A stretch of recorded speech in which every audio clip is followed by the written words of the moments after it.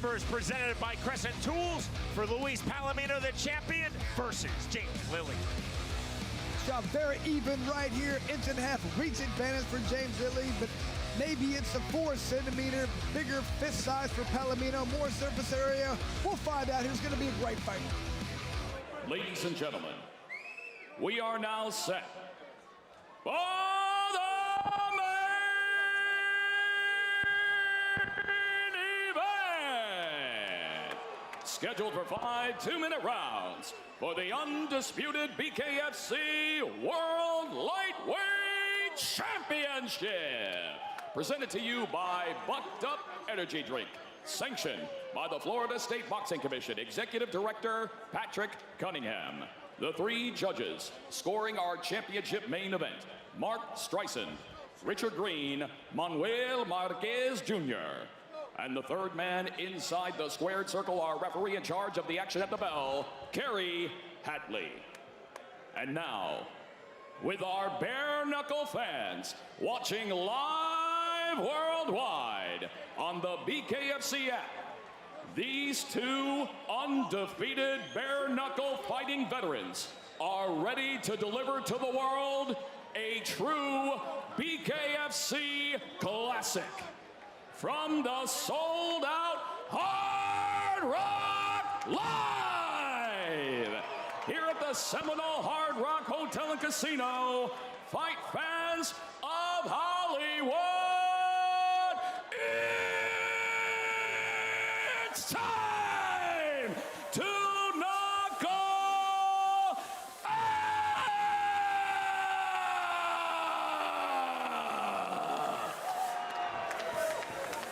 Introducing you first, fighting out of the red corner. Tonight he wears red trimmed in gold and white. He stands 5 feet 9 inches tall. His official weight, 154.7 pounds. His bare-knuckle fighting record stands undefeated at 8-0 with 1 fight even. Fighting out of Swansea, Wales, here is the #1 lightweight challenger in the world, James Lights Out Lilley. And across the ring, his opponent, fighting out of the blue corner. Tonight, he wears black. He stands 5 feet 8 inches tall. His official weight, 154.8 pounds. His BKFC record stands perfect at 8-0. He is the current BKFC World Welterweight Champion and your defending, undefeated, uncontested, undisputed BKFC World Lightweight Champion and the #1 pound-for-pound bare-knuckle fighter in the world, fighting out of Miami, Florida, by way of Lima, Peru, Luis Baboon Palomino.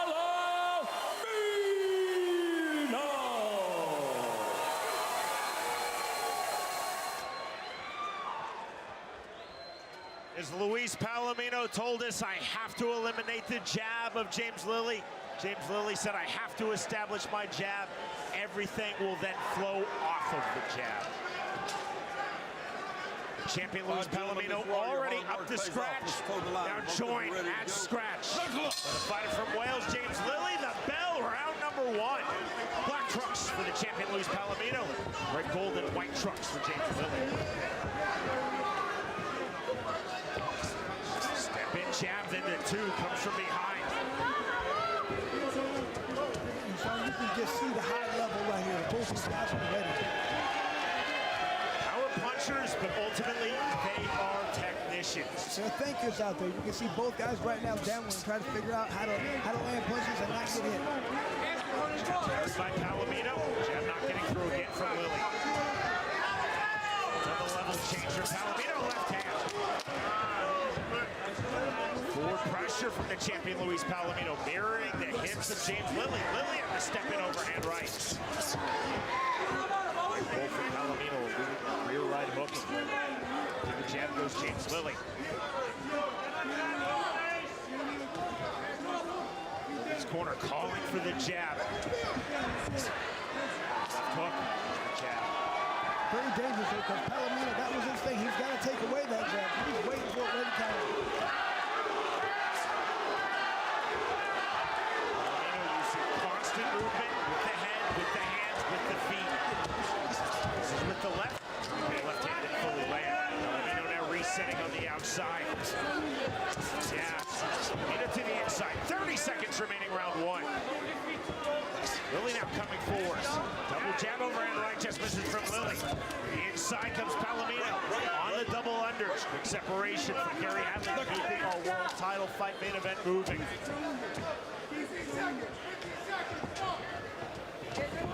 The fight will be reckless in this world title bout. That is a virtual guarantee, Chris. Both are capable of being reckless. So smart, so technical, and we are through the first round. Set for round number two. Some movement from both fighters in scratch. Gentlemen, here we go, round two. Knuckle. Slight step off from scratch as we start this second round. Jab from Lilley not getting through. Another jab from James again. And good elusiveness from Palomino.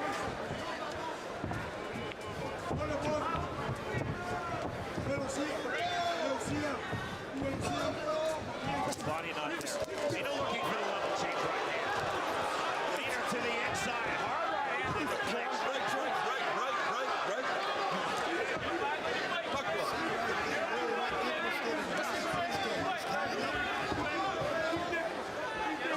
Talk about wanting to be heavy on the neck. 54 pro MMA bouts between Palomino and Lilley. Both understand the clinch. Both understand dirty boxing from their respective pro MMA careers very well. The jab. Both though Chris very interested in doing this. Fighting in open spaces, center of the ring. Really seem to have a problem right there getting anything besides that jab. Right. Short right hand from Palomino, right back to it. Warning. For Gary Hadley to both fighters this team. Excessive holdings. Palomino circling to his right. In for the champion. Constant motion from Luis Palomino. Constant motion from James Lilley. Back the right hand. Step in with the left hand from Palomino. Closing stages, round number two. Two there for Lilley. Palomino exploding in. Downward right hand. Short and sharp. If jab from Lilley, that got through. Palomino forward. We move to round three. Great job. Knuckle. Gary Hadley starts round number three. Forward pressure. Fight from Wales, James Lilley. Not through.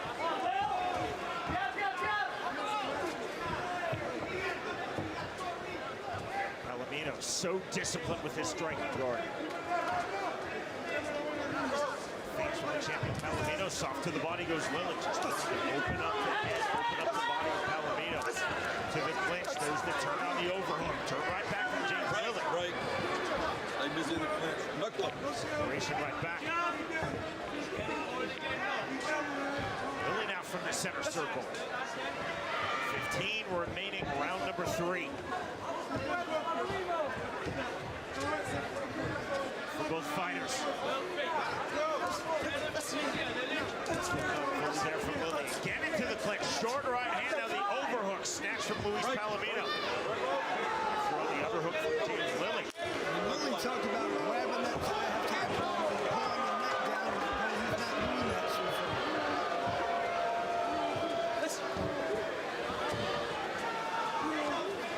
Head movement for both fighters.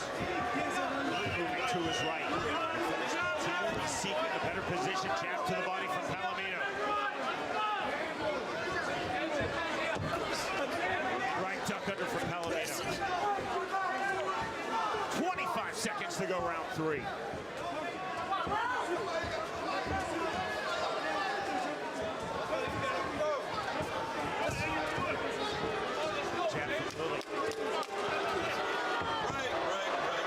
Immediately going to his knee. A little intent from either fighter. Palomino just getting high. Accidental clash of heads on the inside out to the body. Rear right uppercut lands from James Lilley. Palomino the left hand.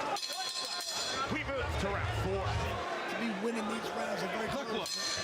It has to be a little bit more in my opinion. Chris, every combat sports judge in the world will tell you that's a myth, and yet there is something to that. Psychologically, in close rounds, oftentimes, even though it's correct, you're taught not to do it. The champion gets the benefit of the doubt. That's an ultra-tight rounds, and we've had 3 ultra-tight rounds. Palomino now coming forward, hard feint in round number 4.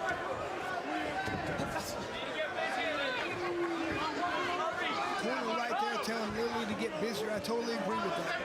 He's got to step it up. He's got to take this title from his opponent. He can't just be close to his opponent. You're not going to win that round. Continual feints. Both men not getting through from James Lilley. Fighters to the inside. Nearly clashed heads there. Right. Step back. Knuckle. Himself out of that clinch. The fighter, Chris, seemed very interested in fighting in the clinch. These open spaces, both left center of the ring.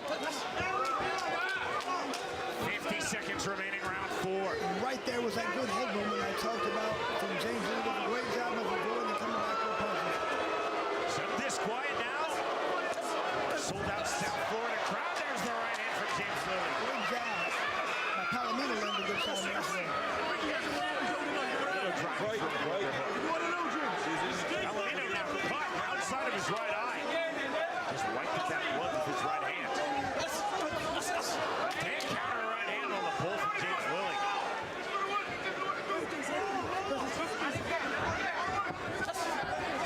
Palomino circling out. Palomino back to the inside. Short right hand in the clinch.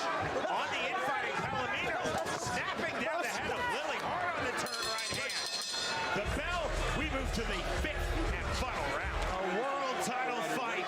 Luis Palomino versus James Lilley. 5th and final round underway. And Lilley's corner urging him to leave it all out, but he's come forward. Exploding off of scratch. Jab not there. Jab again from James Lilley. Such a difficult striking guard to solve. Palomino so tight. With the left hand counter, left hand from Palomino. Missed the follow-up. Again on the hard feint. In and out, right hand from James Lilley. Coming forward again. Continuing to throw the one. The fighter saw the jab is key of James Lilley. Palomino said, I have to negate the jab of Lilley. Lilley said, I have to establish my jab. Lilley right back to the jab. Left hand, right hand. Palomino just out of the way the entire time. He did a great job doing exactly what he said, using that defense to frustrate his opponent. Palomino, the circle, avoids that one too. Palomino step in and misses with the left hook after he landed the jab. 30 seconds remaining in our world title fight main event. Undefeated champion Luis Palomino, undefeated challenger James Lilley. Flick jab from Lilley. Right hand, 3-punch combination not fully through. All of them blocked by Palomino. He did a great job with his defense. The fighter's looking for one more significant sequence, one more significant punch. Underhook. Driving pressure now from James Lilley. Palomino from the half-top club lands the rear right hand. Left hand from Palomino. That is the end of the fight. Quality from both men. Ladies and gentlemen, after completing the scheduled 5 championship rounds, our judges at ringside scored this fight 49-46, 48-47, and 49-46. to the winner by unanimous decision, and still undisputed BKFC World Lightweight Champion, Luis Baboon Palomino.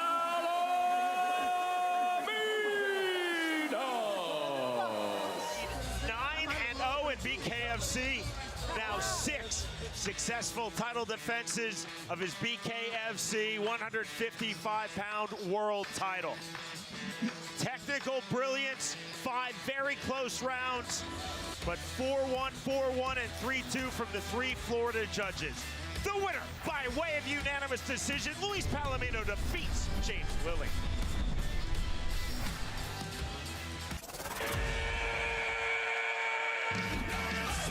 Welcome to the new BKFC app. Get monthly BKFC events for $7.99. People that are missing it are missing out big time. Enjoy our all-new library of content, including behind-the-scenes access, exclusive BKFC original series, and additional live bare-knuckle fights from around the globe. Knuckle up with the new BKFC app, only $7.99 per month.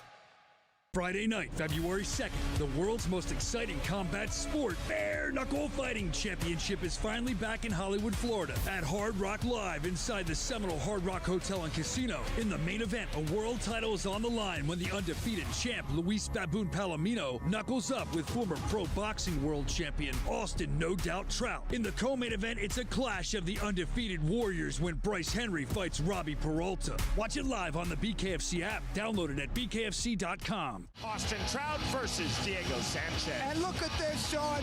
Height the same, reach the same, weight's the same, this size almost identical. This isn't about physical attributes. This is where this fight happens. Is it going to happen outside Trout's world? Is it going to happen inside Sanchez's world? We're going to find out. From Knuckle Mania 3, we are set for the co-main event. Scheduled for 5 2-minute rounds in the welterweight division. Presented to you by Lions Not Sheep Apparel. Introducing to you first, fighting out of the red corner, wearing black and gold. He stands 5 feet 10 inches tall. His official weight, an even 165 pounds. He is an MMA veteran of 44 fights. And tonight makes his worldwide BKFC debut. Ladies and gentlemen, here is the MMA legend and fighting pride of Albuquerque, New Mexico, Diego Nightmare Sanchez.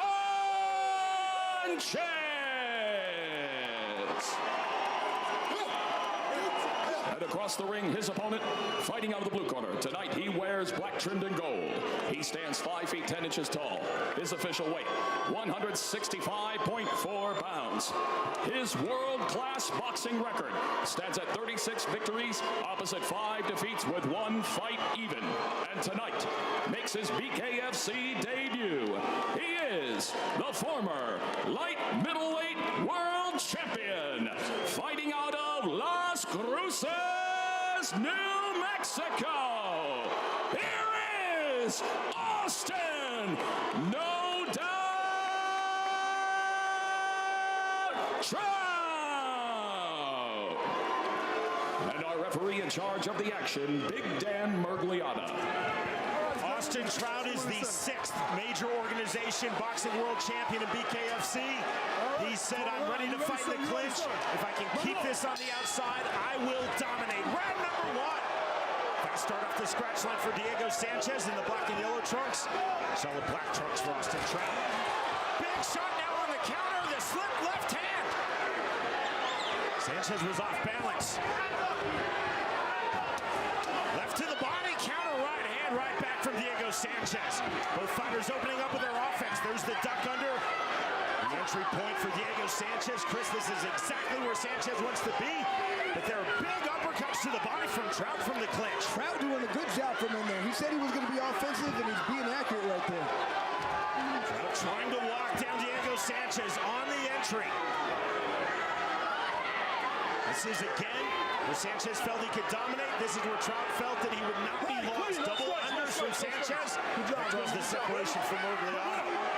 105 remaining, round number 1 of our co-main. Austin Trout using good lateral movement right there to get his opponent off balance. That's a stiff jab from the southpaw stance for Trout. Diego going to a different guard right there. Smart. He knows how fast Trout is. He's got to block that jab. Sanchez again looking for the entry point. That duck under, you see that phenomenal head movement from Austin Trout. Trout now resetting at range, coming forward. Off the hook jab, the straight jab. Trout now mirroring the hips of Diego Sanchez. Tight striking guard for Sanchez. Sanchez with the high elbow. Big to the body from Trout.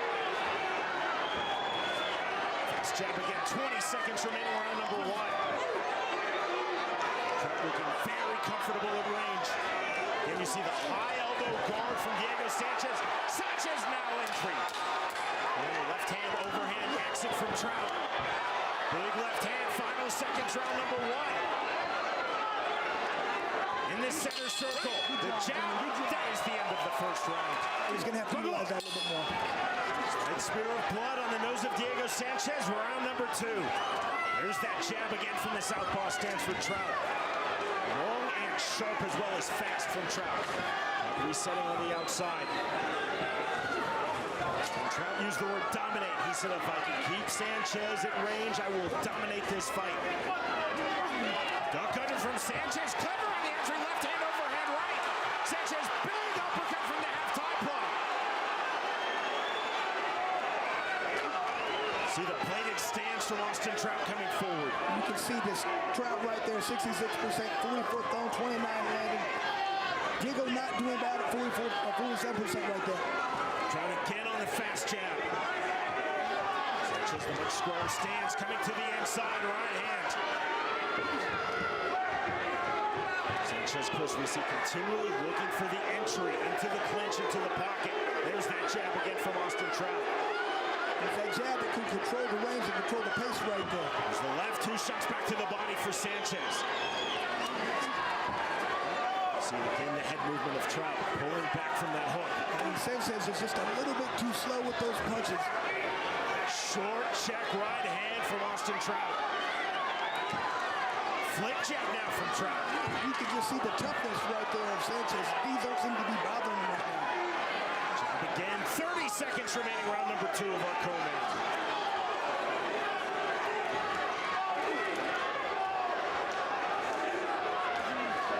Smear of blood on the face of Sanchez.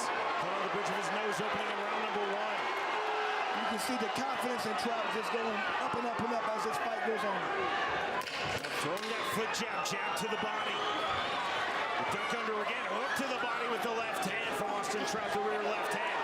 Sanchez back into the clinch, back to the outside. That is the end of round 2. Round number 3. See, no rush, no flaring off the scratch line from either of these world-class fighters. Sanchez staying with that high elbow, tight striking guard. Much looser, more open guard for Austin Trout. And that's really a clear illustration of his confidence. There's the left hand, threw it naked. That's an illustration of the confidence of Austin Trout. Jab to the body, big right hook to the body from Sanchez. That's what we talked about, throwing the body. You can't duck underneath that. Those punches add up. Trout with the 1-2 off the mark. There's the left hand. Great job of Trout right now, just picking his shots.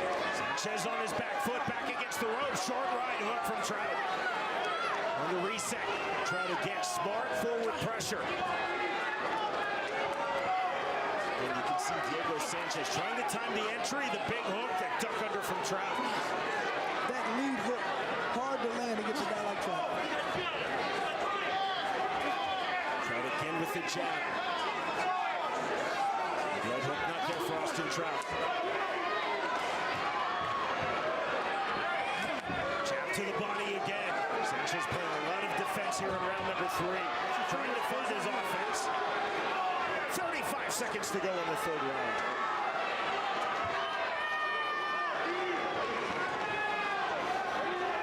Some disquiet in this very pro Diego Sanchez Albuquerque crowd.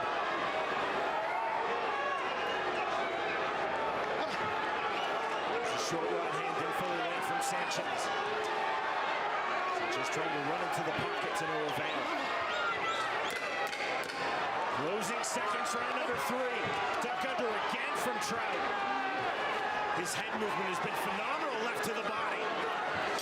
The bell, next stop, round 4. Do not let Trout turn this into a quote-unquote strategic boxing match. That's what it's been so far. Round number 4. The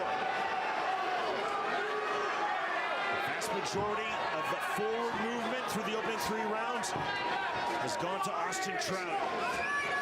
There's been a lot of strategic boxing thus far from Trout.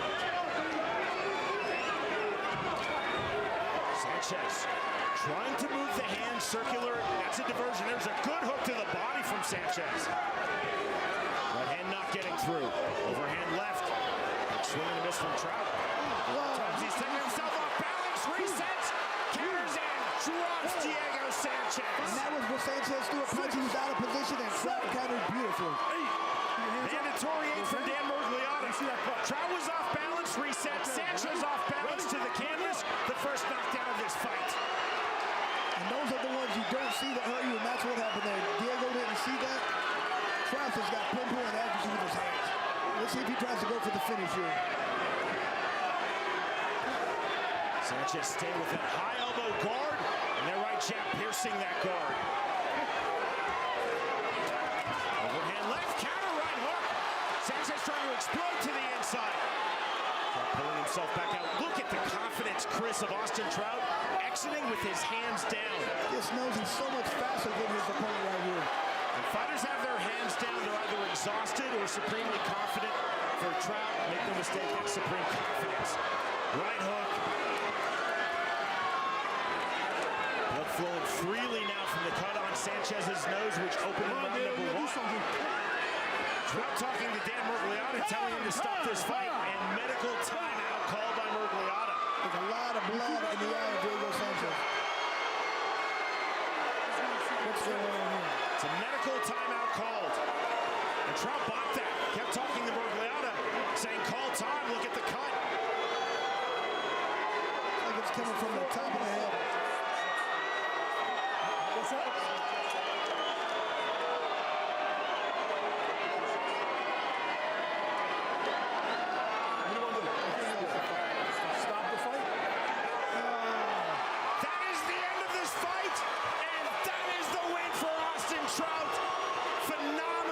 Trout in his bare-knuckle fighting championship debut.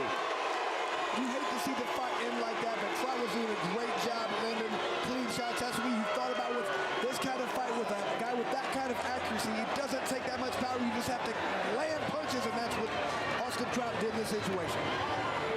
Ladies and gentlemen, our ringside doctor calls a stop to this fight at 1 minute 44 seconds into round number 4. For your winner by TKO, Austin, no doubt, Trout.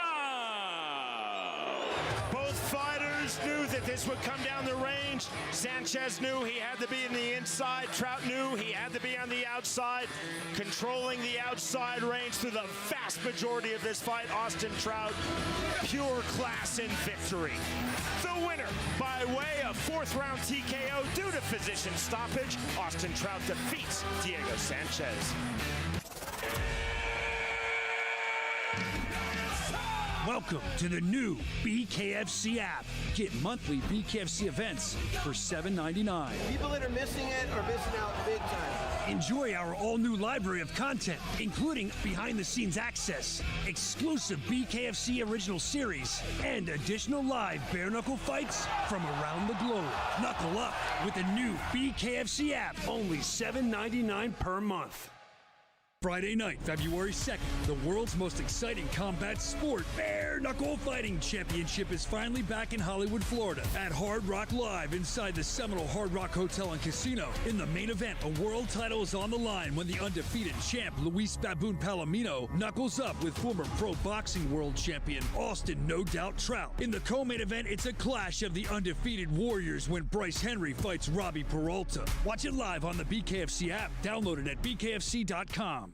Crescent Tools brings you the numbers for our co-main event at 155 pounds. Mark Trey Brown versus Robbie Peralta. Now the reach is extremely even right here. The main difference right here is Peralta is a few inches shorter right there. That does make for that overhand to be able to land, but Martin Trey Brown gets very low. I don't think it's about the tail of the tape here. He's going to be able to implement the distance, and the game plan is going to win this fight.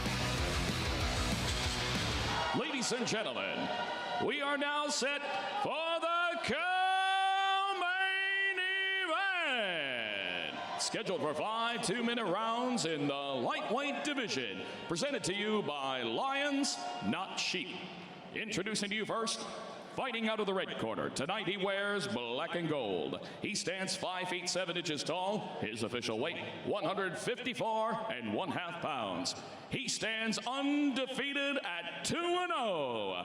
Fighting out of Escondido, California. Here is Robbie Problems Peralta.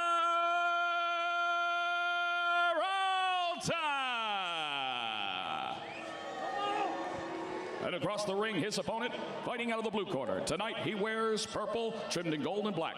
He stands 5 feet 11 inches tall. His official weight, 156.7 pounds. His bare-knuckle record stands at 3 victories opposite a single defeat. Fighting out of Tampa, Florida, by way of Vicksburg, Mississippi. Here is Martin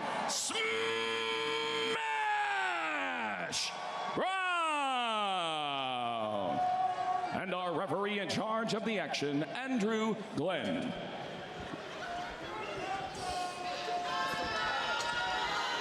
Peralta told us, I think Trey Brown is going to try to stay on the outside, utilize his reach advantage. I have to smartly cut off the ring to get to the inside. Round number 1 of our co-main. Purple and gold trunks for Martin Trey Brown. Black and yellow trunks for Robbie Peralta. Peralta to the inside.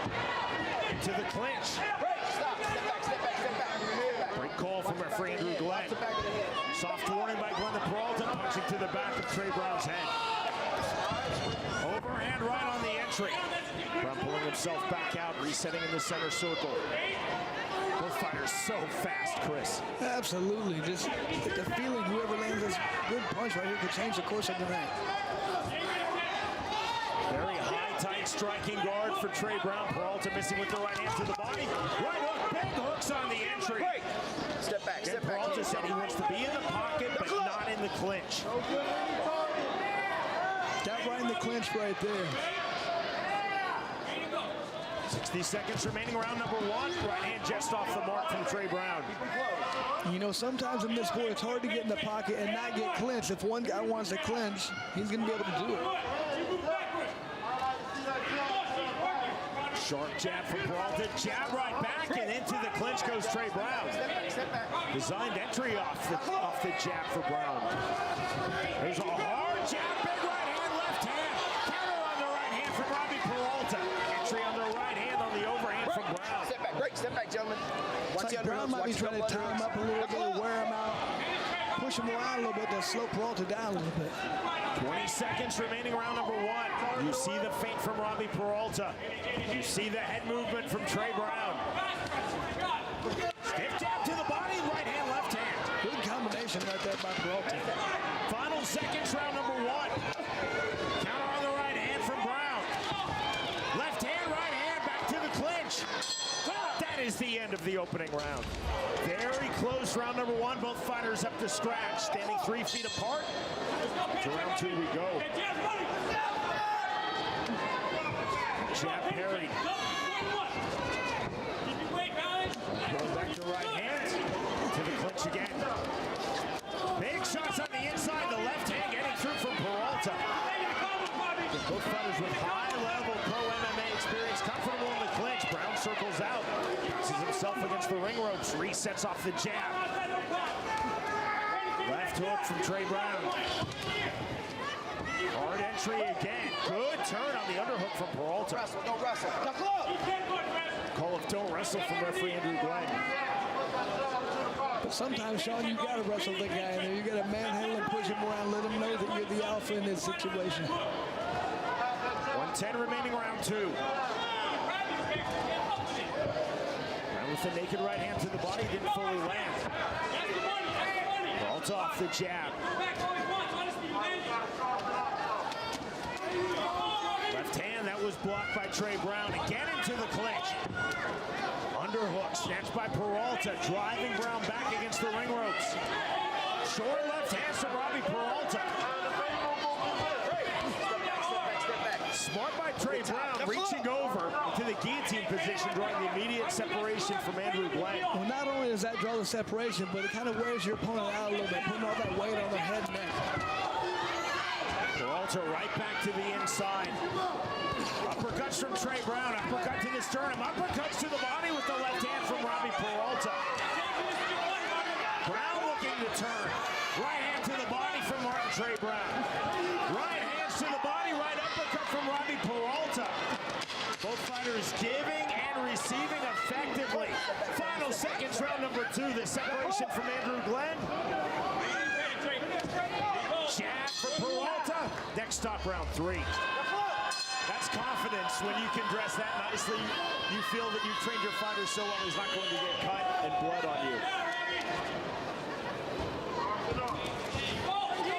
These are 2 first-class 155-pounders. This is a highly technical fight to this point. You'd expect nothing but Martin Trey Brown versus Robbie Peralta. Left hand from Peralta. A shoulder roll now from Trey Brown. Right hand, good combination. That backs off Brown. Underhook snatch. Now the overhook from Peralta into the clinch. Both fighters throwing in this active clinch. He's allowed to continue by referee Andrew Glenn. Sean, a lot of times in those clinches, guys are just holding. Both these guys are throwing a lot of good punches in there. Short right hands. Peralta landing. Short left hand landed by Trey Brown. Now Martin Trey Brown on the turn. We talked about the evolution of BKFC bare-knuckle in the modern era. You're looking at it right now. A lot of people aren't liking this. I hear people not happy about it, but man, this is exhausting working right there, and that's a good way of wearing your opponent down and getting the position you want. Dirty boxing, effective in fighting, landing in the active clinch. Like an accidental clash of heads, we continue. No bother from either fighter. 20 seconds remaining, round 3 of our co-main. Right to the body. That was on the spine. That was the soft warning to Peralta by Glenn. You can tell Peralta kind of thought about it for a second. The guy said, I'm going to throw it. Hook to the body. Peralta off the jab. Right hand just before the bell from Brown that ends round number 3. What we do know is these are 3 very close rounds thus far as we start round number 4. Check left hook from Trey Brown just off the mark. Now the jab. Jab from Robbie Peralta.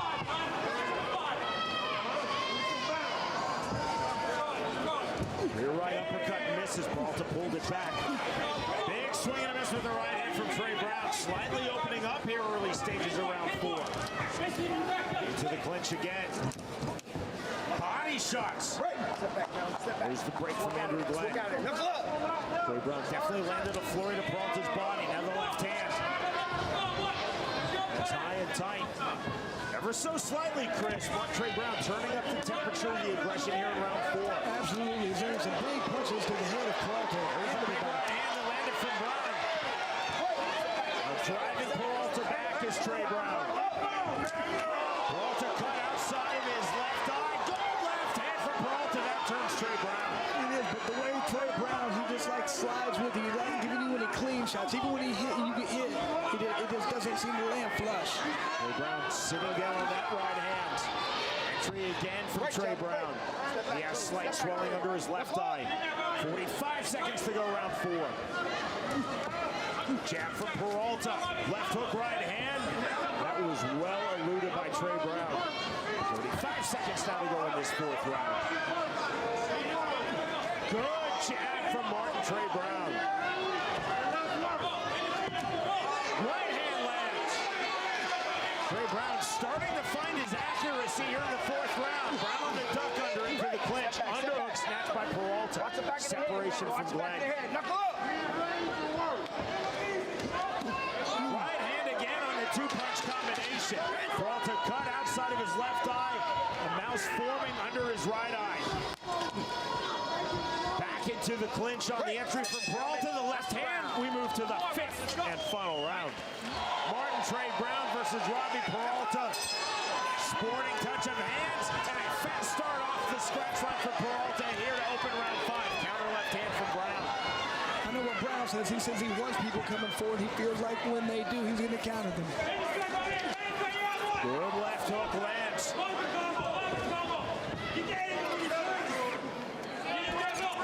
Peralta looking to parry, jab to the body. 135 remaining, 5th and final round. Big hook to the body, counter left hand from Brown to the head. Brown turned up the temperature in round 4. Peralta doing the same in round number 5. Overhand, right hand just misses from Peralta. See the slickness of Trey Brown. That being said, Peralta's been very slick himself in this fight. See from the numbers there, Peralta's throwing a lot more punches.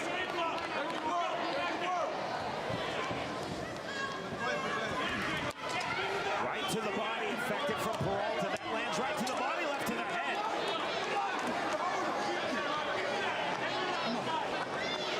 Looks like Brown hasn't really been throwing the right hand. I don't know if we heard it in the last round because landed some very good punches last round, but not throwing anything with that right hand. Swing and a miss on the entry, but still a full entry from Robbie Peralta. Cutting distance, 40 seconds to go, 5th and final round. Reset in the center circle. Right to the body again from Peralta. Trey Brown absolutely not throwing his right hand. Listen with that lead left hook.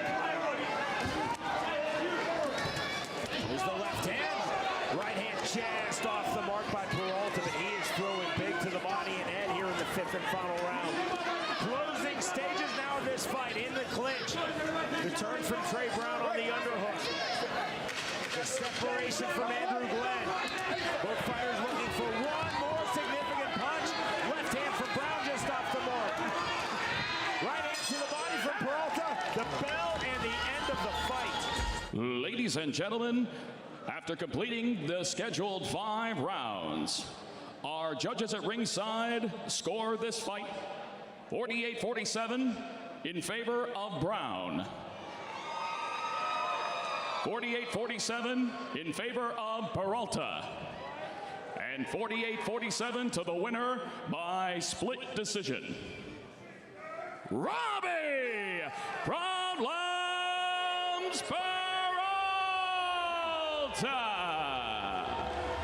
Robbie Peralta remains undefeated in bare-knuckle at 3-0, including 2-0 in BKFC. The math, 3 rounds to 2, 3 rounds to 2, and 3 rounds to 2. The majority seeing it 3 rounds to 2, 48-47 for Peralta. The winner by way of split decision, Robbie Peralta defeats Martin Trey Brown.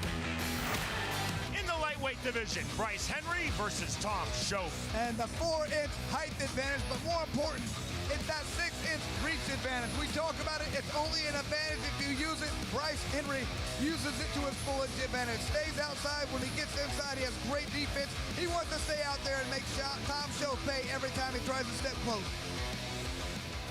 Ladies and gentlemen, we are now set for the co-main event. Scheduled for 5 2-minute rounds in the lightweight division. Presented to you by OnlyFans. Introducing to you first, fighting out of the red corner. Tonight he wears black. He stands at even 6 feet tall. His official weight, 155.8 pounds. His BKFC veterans record stands at 4 victories opposite 4 defeats. fighting out of Lawton, Oklahoma. Ladies and gentlemen, the one, the only, the gentleman of violence, Townsel.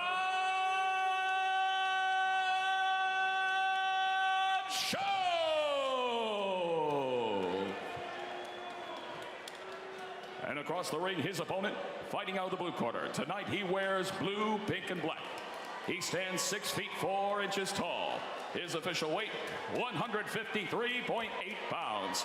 He is undefeated in the squared circle at 2-0. Fighting out of Fort Lauderdale, Florida. Here is the undefeated Bryce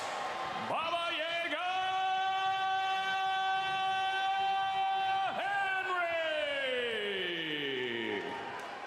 And our referee in charge of the action, Sam Burgos. Bryce Henry told us it's imperative that I control the tempo and pace of this fight. It's also imperative I do not allow Shoaff to settle into his rhythm. Shoaff bouncing up at scratch, round number 1. True to both men's words, measured start from both. There's the overhand right from Shoaff. He's in the black trunks. Tom talked about stopping that nature to try come forward. He had to do it right there. Blue, white, purple trunks for Bryce Henry on the hook.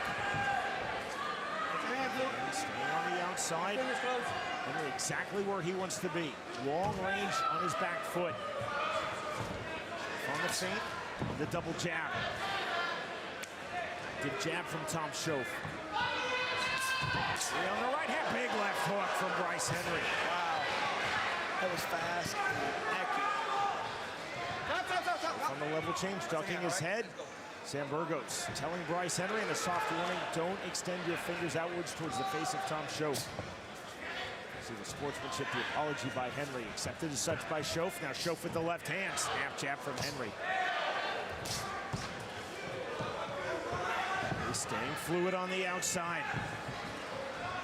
There's the big right hand from Henry. See the redness on the face of Shoaff, overhand right.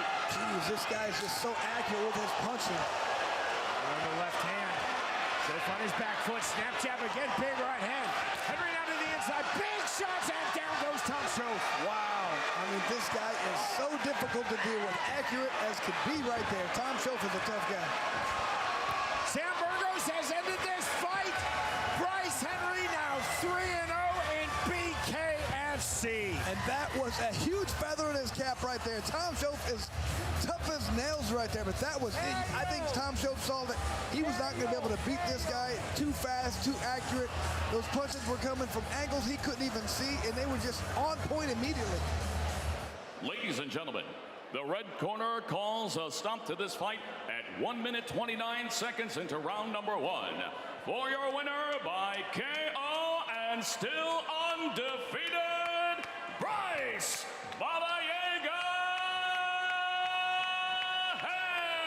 Henry. A masterclass in both defense and offense for Bryce Henry against truly one of the legends in this early stages of the modern revival of bare-knuckle fighting. Shoaff in BKFC bout number 9, but no answers for the speed, the precision, and the power of Bryce Henry. Victorious by way of the first round TKO, Bryce Henry defeats Shoaff. Welcome to the new BKFC app. Get monthly BKFC events for $7.99. People that are missing it are missing out big time. Enjoy our all-new library of content, including behind-the-scenes access, exclusive BKFC original series, and additional live bare-knuckle fights from around the globe. Knuckle up with the new BKFC app, only $7.99 per month. February 2nd. The BKFC returns to its old stomping grounds, Hollywood, Florida. Fight fans of Hollywood,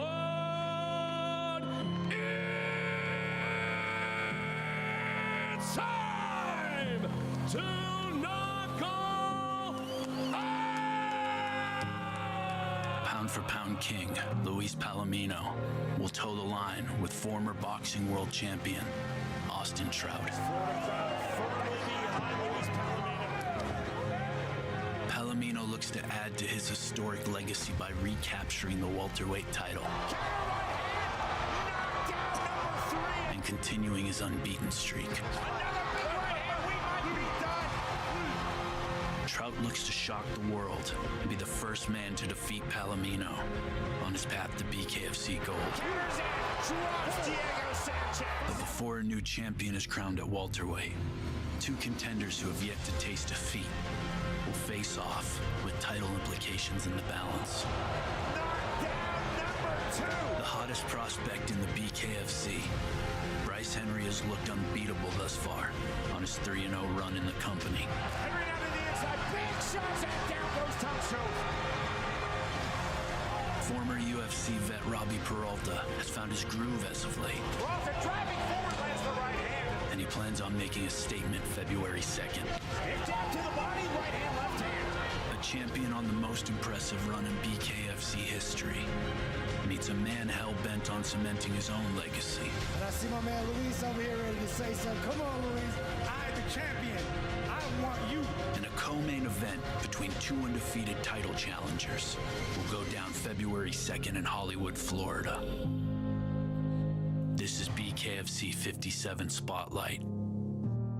Palomino versus Trout.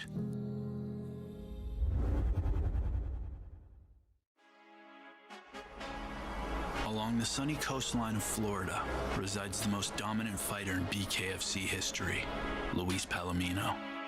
Although Palomino has done almost everything within the sport, he's still motivated to continue his title reign and understands that February 2nd, he'll be facing his toughest challenger to date. When I hear of Austin Trout, I hear of another head to the collection, a worthy head at that. And you know, coming from being a former two-time WBA world champion, it's going to be a hell of a trophy for my collection. I don't see him as the aggressor in his fights. Even in his older fights where he faced Canelo, when he faced the Charlo brothers, even when he knocked down Miguel Cotto, you know, he doesn't seem to be much of the aggressor. He looks more of a counter fighter. He likes to sit back on his legs a little bit. He does move around when he's being attacked. The only reason why I'm accepting, you know, that this will be a title fight is because I think he's worthy in the sense that he's a two-time WBA world champion. But other than that, man, inside the square circle, there's experience to that, you know, and there's levels to this game, you know, and he's gonna find out. Former boxing world champion Austin Trout understands the challenge ahead at BKFC 57. With an unshakable confidence, Trout has his sights set on a finish to capture the welterweight championship. I'm not saying I'm looking down at this man like he's not a threat. Anybody that steps in there can do something, so I'm going to be on my P's and Q's to make sure that he isn't a threat. We nullify everything he brings. This fight's gonna be fireworks. I expect nothing less. If it ends up not being fireworks, it's because he got dominated and got scared and didn't want to engage. But I don't expect that from Palomino. I expect him to keep coming. And if that is the case, it's gonna be fireworks while it lasts. We'll see if he has a chin as good as Diego. My last fight with Diego Sanchez. Well, it went very well for me. I came out unscathed, looking how I do now, how I plan to look February 2nd. It was definitely a learning curve. There's, you know, with the clinching, the holding, hitting, and the dirty boxing, there's a lot of intricacies that I trained for and still wasn't necessarily ready for, but going further, I've gotten a lot better at those things as well. Counters in, drops Diego Sanchez.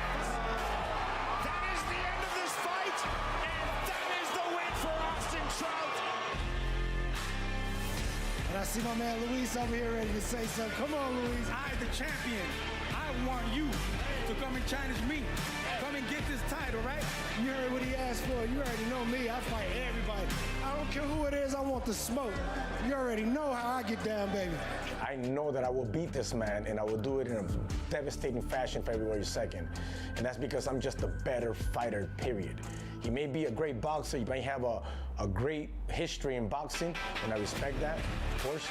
But in the end of the day, I'm the pound for pound in this organization. Bare-knuckle game is a whole different thing. We've already seen MMA fighters come over here from championship status. We've seen boxers come in here. And if you don't have that animal instinct inside you, ready to brawl when it's time to brawl, then you're just not gonna cut it. Palomino, I hope you've been working on your chin, man. Because I'm going to test that chin February 2nd, man. This is your boy, Luis Babun Palomino, #1 pound for pound. And there is no doubt I will put you on your ass February 2nd. See you soon. Before the highly anticipated main event, two rising stars will clash in what is sure to be fireworks. With a 100% finish rate, Bryce Henry will be hunting for the finish against hard-nosed combat sports veteran Robbie Peralta. I know what I'm capable of.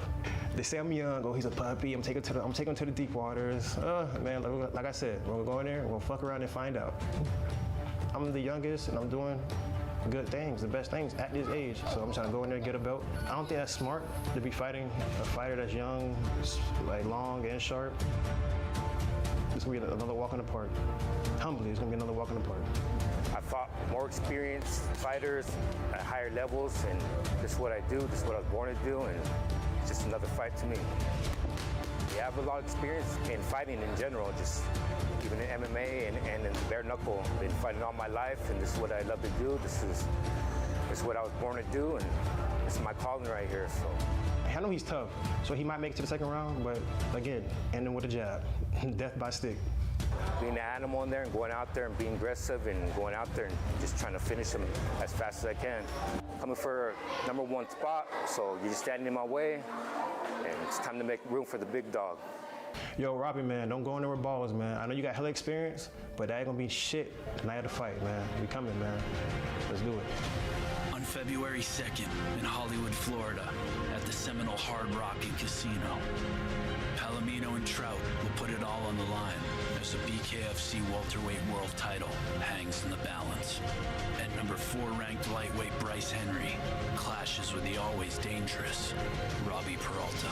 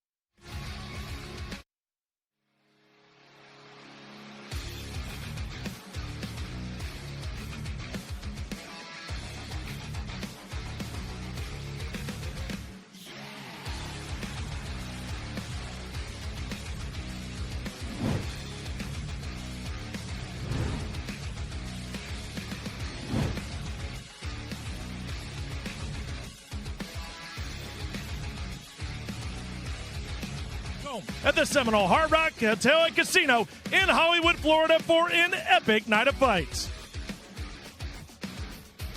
We got 13 bouts on the card tonight. Fight 1 through the end of it, loaded with barn burners. Some bomb throwers in Bercier and Townsel. Then look at the bantamweight fighters, Reber, Perez, Inclan, Garcia. They're all looking to climb their way in to title contention. And in the co-main event, it is gas. Bryce Henry seems to be destined to hold or at least fight for that lightweight championship. But across the ring tonight, one of the most prolific veterans in the organization, undefeated in BKFC, it's Robbie Peralta. For the better part of the year, former double champion Luis Palomino has called for his money fight. Now arguably the best pound-for-pound bets in BKFC stands across from a former WBA champion who's ready to claim more hardware for his mantle. It's Austin No Doubt Trout, Luis Baboon Palomino in the main event for our BKFC Welterweight Championship of the World. Well, it always feels good to be back home. I'm Cyrus Feast. This is BKFC 57. We're here at the Hard Rock Live at the Seminole Hard Rock Hotel and Casino here in Hollywood, Florida, where we've made so many great memories over the years. I can tell you right now, they are packing this thing. They are opening up more seats as we talk right here, and a lot to be excited about tonight. When you think about what this show has on it, from the beginning to end, you got barn burners. And if you want to enhance your experience, all you have to do is get that BKFC app for $7.99 a month. You're going to be able to catch our events, go back into the library and check out some of the most incredible moments of BKFC history. You're going to get great original content like the BKFC tryouts, like the bare-knuckle show with Brian Sosha. It's all right there in the BKFC app, and all you have to do is get on your app store and pick it up right now. Later on in March, folks, a lot to be excited about as you take a look at the schedule. We're going to be back in Bulgaria. The first one was nasty. Get on the app and watch it. Great European fighters throwing down inside of our BKFC ring. Then we are back to one of our new home bases, Albuquerque, New Mexico, and it's our flyweight champion, John Dodson, taking on Aguero for the title. It is going to be a special night there, March 29th in Albuquerque. Just 2 weeks away, though, we are back with the Prospect Series. You just saw an incredible prospect card just last week in Albuquerque. This one going to be special. Grossu taking on Shavers in the main event. That's Manassas, Virginia, right outside of D.C. We're excited to break ground there in the D.C. metropolitan area, there in Manassas. And then the Prospect Series makes the move across the border. It's going to be in Edmonton, Alberta, Canada, as the Prospect Series rolls on. Gibson taking on Randall. Masan Wong taking on Gabrielle Roman. What a special night it is going to be there at the BKFC Prospect Series, as we are really putting a lot behind the Prospect Series right now as we lead in to 2024. This, of course, being our first numbered event. And, of course, we've come back home to the big guitar where we've had so many incredible moments. And a lot of those moments have involved one of our main eventers tonight. Of course, he is the undefeated former double champion, Luis Baboon Palomino. He's taking on Austin Trout, and that's going to be something special. But there he is, the one and only Luis Palomino with the OnlyFans exclusive look as he makes his way into the arena. Palomino feels like he has a lot to prove. He has a chip on his shoulder. He wanted a big money fight, and he's got it with that man. Former WBA boxing champion, Austin No Doubt Trout. We saw him at Knucklemania 3, dispatch of a legend in Diego Sanchez, but now this is a major upgrade in opponent. Palomino has been relatively untouchable in the organization. Austin Trout looking to change that tonight. That's a lot to be excited about. Big contender match as well. But if you're just tuning in to BKFC for the first time, let's take a look at the rules. Brought to you by Mint 45. All bouts scheduled for 5 2-minute rounds. All bouts are scored by 3 judges on a 10-point must system. Hand wraps must be at least 1 inch below the bare knuckle. Punching in the clinch is allowed. No 3 knockdown rule. No being saved by the bell at any time. All kicks, knees, elbows, takedowns, submissions are not legal. And there it is, folks. You know the rules. You know what we're looking at here, folks. But let's send it down to our commentary team. Let's talk a little bit about this one. let's talk about betting first here. Before we get on to Sean and Chris, let's talk about the betting here with BKFC 57. You can actually get your choice of sportsbook. All you got to do, get out your phone and scan the QR code or go to bet.bkfc.com. That way, you can have a little bit of fun tonight. You can add a little bit of cheese onto the night here. Maybe make a little bit of money, do a parlay, put it all on the main event. Whatever you want to do, it's your choice. Bet on BKFC with that QR code right there, and you'll be on and popping. What a night it is going to be. Now we're talking about odds, so of course I got to go to my guy who's really locked in on the gambling, the one and only Chris Lights Out Lytles. We talked to Sean and Chris. You know, Chris, I just call you our resident gambling expert here, right? Degenerate. I wasn't going to say that. You said that. But let's look at the odds right now. And when you take a look at those odds, if you're a gambling man, what incites you here? Man, there's so many good fights right here. This is a great night. It's really, really close on a lot of these. The one that jumps out the page at me, actually, though, is Christine Vicens. I mean, she is...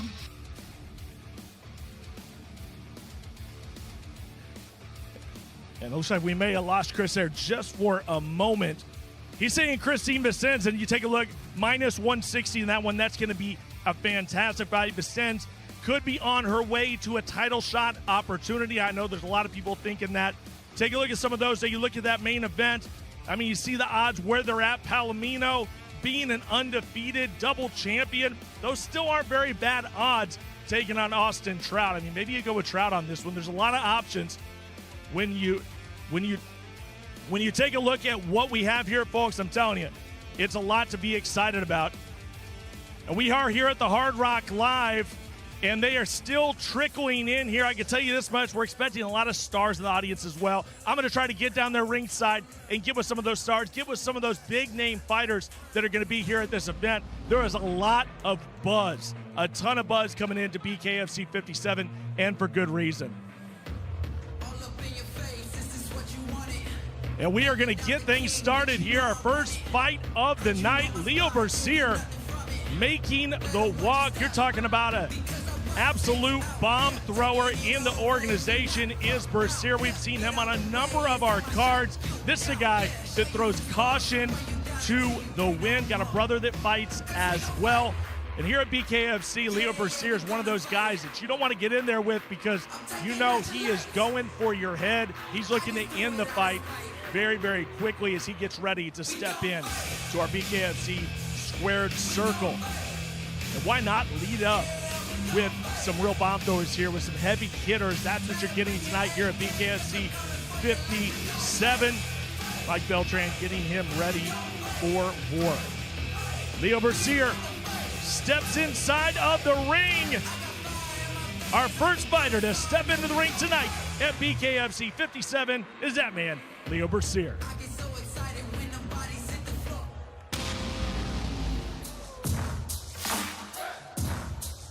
Well, folks, this man here is a favorite in the area. The Tomahawk, Steve Townsel, as you can hear, he's got a lot of love out in the audience. This is another guy, kill or be killed, not afraid to go out on his sword, is Steve Townsel. This is one of the first matchups when I took a look at this card, and I'm talking to people here in the organization. You know it's going to be money if you get two guys that are willing to go out on their shield, on their sword tonight. And that is a guy like Steve Townsel and a guy like Leo Bercier. But then you say that, and then it ends up going to decision, right? I may have just jinxed it tonight. Townsel and Bercier kicking things off here at BKFC 57, but I don't think that's the case. Townsel here, final moments before he steps in here once again. A number of times he has fought here at the Hard Rock in Hollywood, Florida. Steve Townsel in the ring. The crowd raining in those cheers for him. It's Bercier and it's Townsel here at BKFC 57. And with that, let's send it to our ring announcer, Jeff Houston. Ladies and gentlemen, a very good evening to you one and all, and welcome to our favorite place to start a fight here at Hard Rock Live here in beautiful Hollywood, Florida. And we welcome you one and all to BKFC 57. BKFC for review begins tonight with 5 2-minute rounds in the Cruiserweight division. Presented to you by Bucked Up Energy Drink. Get bucked up. Introducing to you first, fighting out of the red corner. Tonight he wears black and silver. He stands 5 feet 11 inches tall. His official weight, 206 1/2 pounds. His BKFC record stands at 3 victories opposite a single defeat.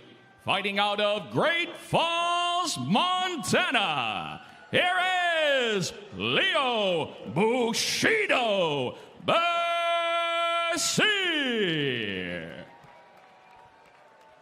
And across the ring, his opponent, fighting out of the blue corner. Tonight he wears black and red. He stands 6 feet 2 inches tall. His official weight, an identical 206 1/2 pounds. His bare-knuckle fighting record stands at 3 victories opposite 3 defeats. Fighting out of Fort Pierce, Florida, by way of Miami, Florida, here is Steve Tomahawk Townsel. And our referee in charge of the action, Sam Burgos. Yeah, I'm right here. All right.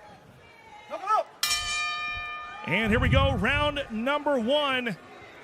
Leo Bercier and Steve Townsel kicking things off here at BKFC 57. And here comes Townsel, already getting tied up. Leo Bercier trying to hold on to the center of the ring. Big uppercut. So we are having a few technical difficulties with Sean Wheelock, but we do have Chris Lytle here with me. And Chris, these guys not wasting any time. That's how they fight. And you knew this was how this fight was going to be. Townsel going to be out there trying to outpoint his opponent. Bercier just wants to land one shot just like that. What a combination there. Leo Bercier just keeping his composure. You know Townsel is going to swing wild, and Bercier hanging in there. The fact is, these guys have one-punch knockout power, Chris. Well, especially Bercier is known for his good chin, but that hard right hand. He just wants to land one shot. Townsel's more of a volume puncher, but definitely landing hard. Definitely a different strategy right here. Bercier's so relaxed, so composed, just waiting for that one hard shot. Yeah, you see Townsel, he kind of holds back there for a second, but he can't help himself. He's one of those fighters. Big right hand. Townsel lands, backs up, steps in, and goes to the body, keeping his distance. Steve Townsel. And I don't know about you, Chris, but when I saw these two guys were on the card opening up the night, I knew it was going to be a special night here at the Hard Rock. I was shocked. These guys are usually middle of the card, end of the card, but I mean, Townsel right there, he wants to be a smart fighter, but it's hard to take that out of you when you just want to come forward and bang, and that's what he wants to do. BKFC 57 here at the Hard Rock Live as they are trickling in, and we have a fully sold out fight card here, folks, and what a way to kick off 24 with our first numbered event. Big right hand there, just misses by Bercier. Now charging forward, nice combination. Able to land the left, knocks him, he gets those very hard ropes. And folks, as we wrap up this round, we are going to welcome Sean in, and we are going to throw to the BKFC Tail of the Tape, brought to you by Bucked Up Energy Drink. Thank you, Cyrus. That's the quietest that I've been in about 25 years. We are at 205 pounds. Steve Townsel versus Leo Bercier. We're through one round, and you see our Tail of the Tape. And you can see here, Sean, everything very similar. You got a reach exactly identical at 74. Height, there is a little bit of an advantage for Townsel in some people's eyes. To me, being taller, that is not an advantage. It could be a disadvantage if that person is able to land those overhands, and Leo Bercier, that's one of his favorite shots. Audio issues sorted, Chris. I could barely contain myself off mic. I saw you over there. I saw you were popping at the seams right there trying to talk. I said, it's easy, big fella. Wait for the right time. Steve Townsel, 2-2 in BKFC. Leo Bercier, 3-1 in BKFC. A pivotal bout for both of these talented fighters in the Cruiserweight division. Referee Sam Burgos brings both men up to scratch. Round number 2. Black and red trunks for Townsel, black and silver trunks for Bercier. Talking with Townsel, he definitely feels like he's the faster fighter, the more accurate fighter. Bercier feels like he's the more powerful striker. See the patience of both men. Townsel from the southpaw stance, Bercier from the ortho stance, and a right hand and the right uppercut. 1:35 remaining, round number 2. Townsel with the entry left. There's the snap jab with the right hand from the southpaw stance for Steve Townsel. Jab, then the 1-2 from Bercier.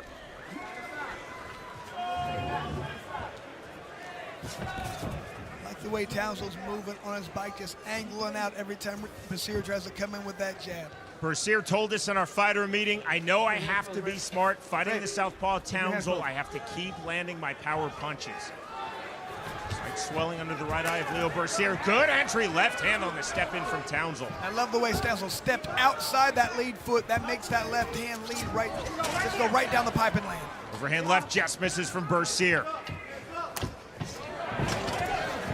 Out. 45 seconds remaining, round number 2. Bercier from the center circle. Double right hand, left hook just misses the mark. Good circle out from Steve Townsel. That's the thing. Townsel doing a great job of controlling the range right there and moving out of range. He's got to be careful, though. Just right there, and his hands down. If he gets hit in the chin, he's in big trouble as he's backing out. See the head movement of Bercier, looking for the entry into the mid-range. Good circle out again from Townsel. Duck under from Townsel. Both men showing a lot of patience. Bercier missed with that big step in right hand. There's the step in left counter, left hand right back from Bercier. Kind of rock Townsel right there. Final seconds, round number 2, right hand again from Leo Bercier. Right hand, left hook, right hand from Bercier. Big exhale from Townsel, final seconds, there is the bell, next stop, round 3. Bercier's really starting to find his range right now as Townsel's backing up without his hands, protecting his face. You gotta be careful doing that. Bercier's really starting to find his range. As soon as he lands that good punch with Steve Townsel's hands down, that's gonna be a problem. His hands are low, man. I'm in a forgiving mood today. Like, he's right on you, but he's right there, and he's just fucking even as one. You know what I mean? Wing one. Like not the straight. The straight ain't. He's staying away from your fucking power. But when he's close enough, his hands are up, fucking throw that hook. Right hook. Some good corner advice right there. Bercier's corner is telling him the hands are up, throw the hook. Mouthpiece. But there's a lot of time when Steve Townsel's coming in his hands Red mouthpiece. or not up. That's when you really want to unload. Throw that straight right down the pipe. Knuckle up. Call of knuckle up from referee Sam Burgos, round number 3. There's the jab from Bercier. Level change, good roll under from Townsel. Townsel the left hand. Bercier off the jab. Duck under again, overhand right. Townsel with the straight right hand. Good hard jab again with the right hand from Townsel. Right hand right back on the rear right hand from Bercier. See, Bercier's ducking, he's slipping punches, but needs to fire back as soon as he avoids that shot. You can see here Townsel throwing and landing at a less rate right there. Higher percentage, but Bercier's throwing more and landing more.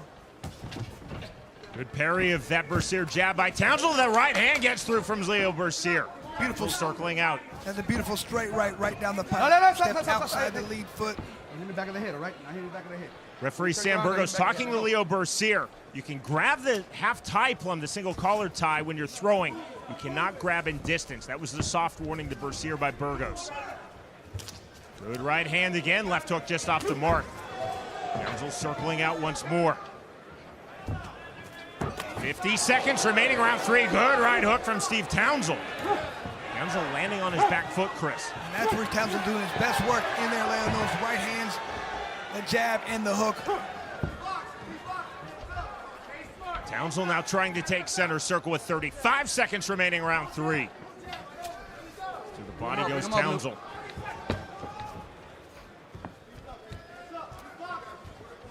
Rangefinder jab, 2 from Bercier. Step in left hook from Bercier off the mark, but it moved Townsel off his striking line. Very slight swelling under Townsel's right eye. Your hand closed, Red. 2 of the best in the 205-pound division in BKFC. Steve Townsel versus Leo Bercier. Bout number 1, BKFC 57, sold out tonight. Hard Rock Live in Hollywood, Florida. The bell, we move to round 4. And Sean, I felt like in the last 45 seconds, Townsel had some of his best success. He landed a couple good jabs, a couple good right hooks in there. He needs to implement more of that. He's a faster fighter out there. He wants to get in that position, land his punches, and then roll or get out of the way. He can't stand there for the return that's going to come from Lilley Bercier. I mean, he counted off that right hand to me. That parry jab, those hooks. When he gets in close, okay, unload, and then get the fuck out of there. And he's fucking popping that jab on you.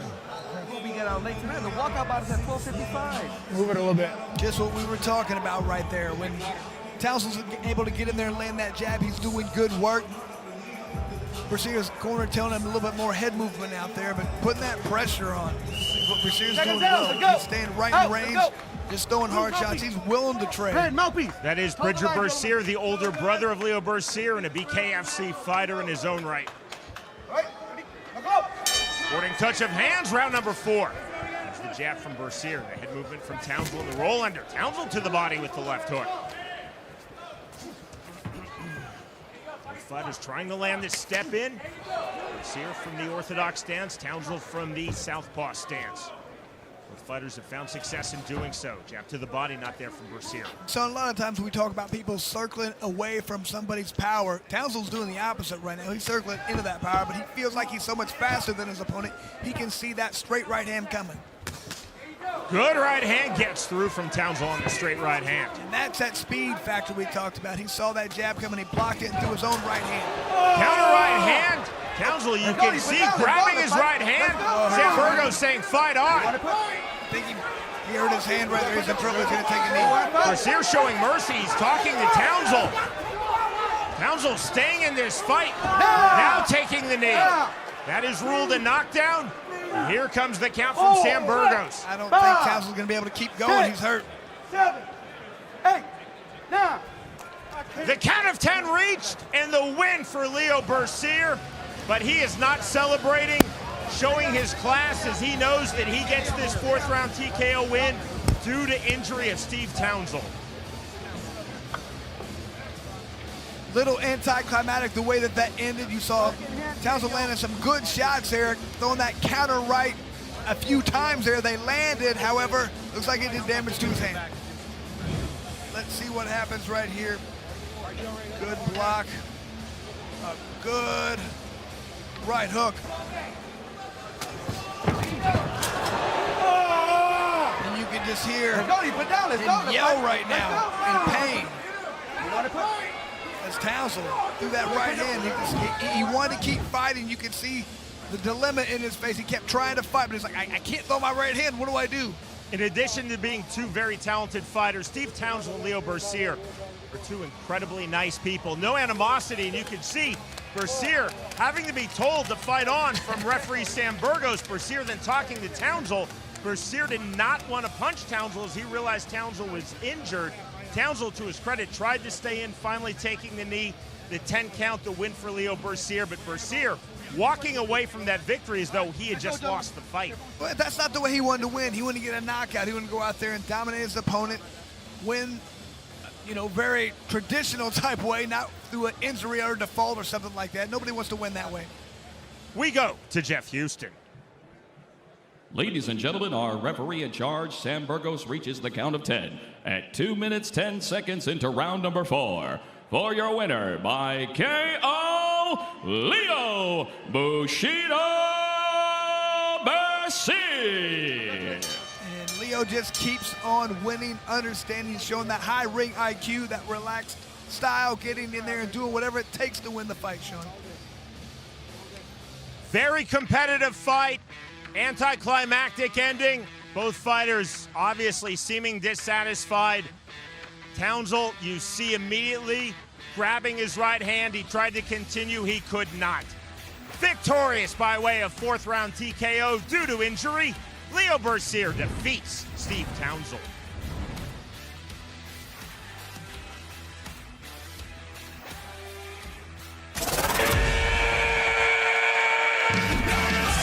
Welcome to the new BKFC app.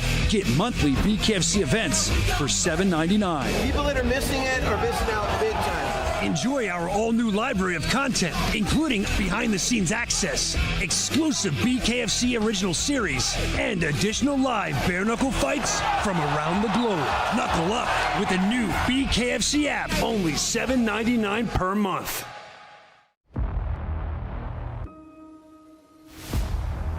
Tonight only, you'll receive 20% off all Bare Knuckle Fighting Championship apparel when you use the promo code BKFC20 at BKFC.com. There's a selection of sizes and styles to choose from for everyone. And again, a reminder, you can use the promo code BKFC20 at checkout to get 20% off your entire purchase. So knuckle up and save at BKFC.com.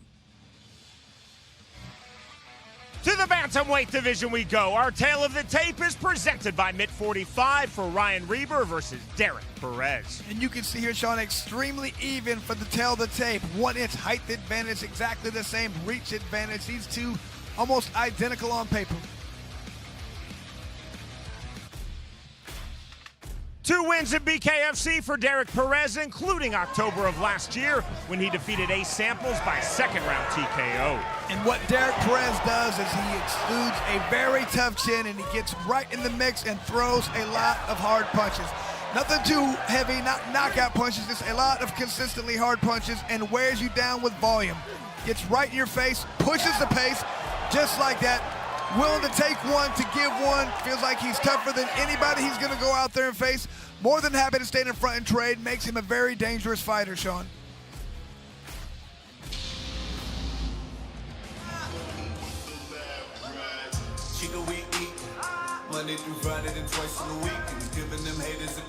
You see our tale of the tape presented by Mitt 45. Just went over this once again, just very similar on all aspects.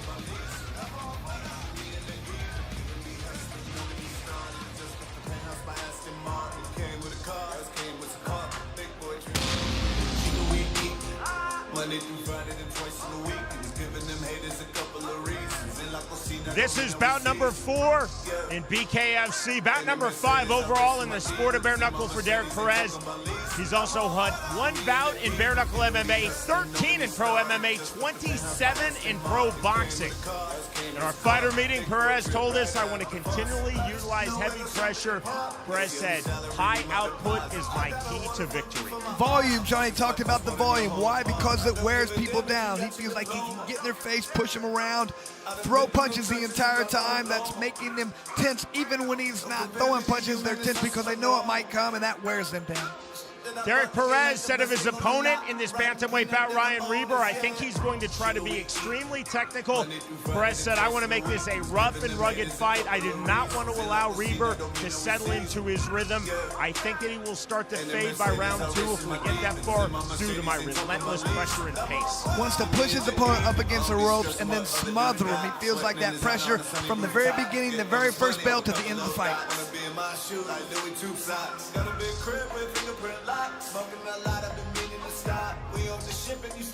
4 fights, 4 wins in BKFC for Ryan Reber, including July 2022 when he defeated Rick Caruso by 4th round TKO. You can just see great defense right here for Reber. Not showing it there, he's just banging, but using very good defense, very technical. Wanted to stay in his range. The whole time he talked to us, he said, I'm going to land that 1-2 and end the fight. That's exactly what happened. Waited for the right time, continued to push the pace, tried to keep his range most of the time, but when he landed that 1-2, it did a lot of damage. Understanding what it needs to do and accomplish that. Great job for Reber.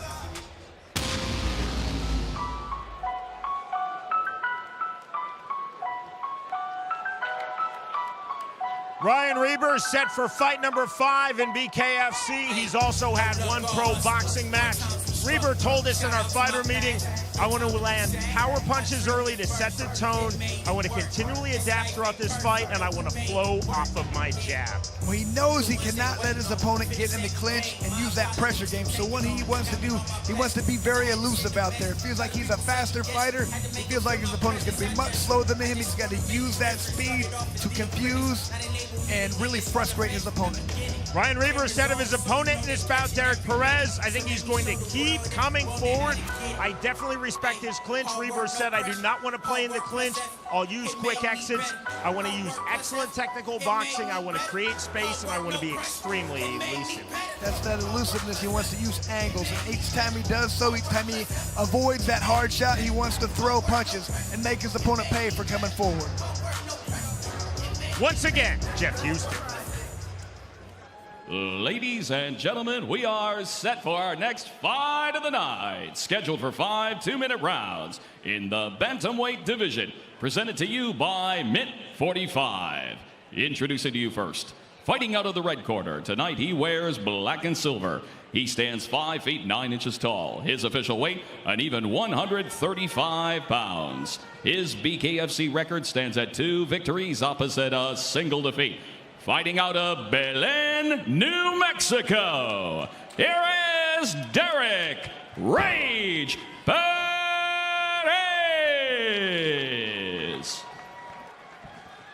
And across the ring, his opponent, fighting out of the blue corner. Tonight he wears pink and blue. He stands 5 feet 9 inches tall. His official weight, 136.1 pounds. He is undefeated in the squared circle at 4-0. Fighting out of Clearwater, Florida, by way of New London, Connecticut. Here is the undefeated Royal Ryan Reber.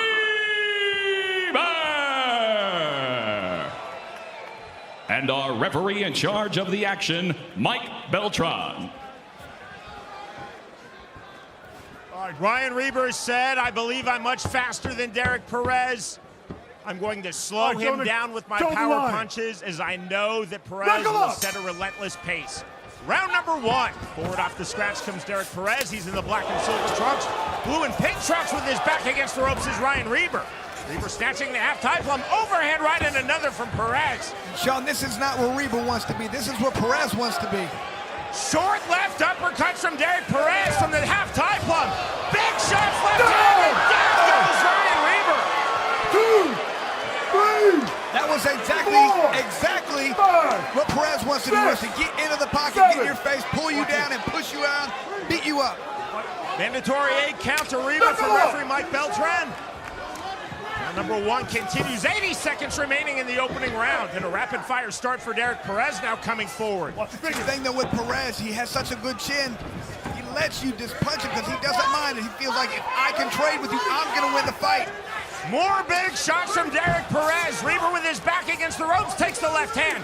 Half-time plum again from Perez. Another big left hand. On the face wash. Another right hand. This is all Perez's style right here. This is all his pace. This is exactly what he wants to do. One-way traffic at the moment for Derek Perez. 45 seconds remaining, round number 1. Reber trying to turn out. This is the first real test we've seen from Reber. Let's see what he can do if he can pass this test. This is huge for him right here. This is a great fight for him to learn in.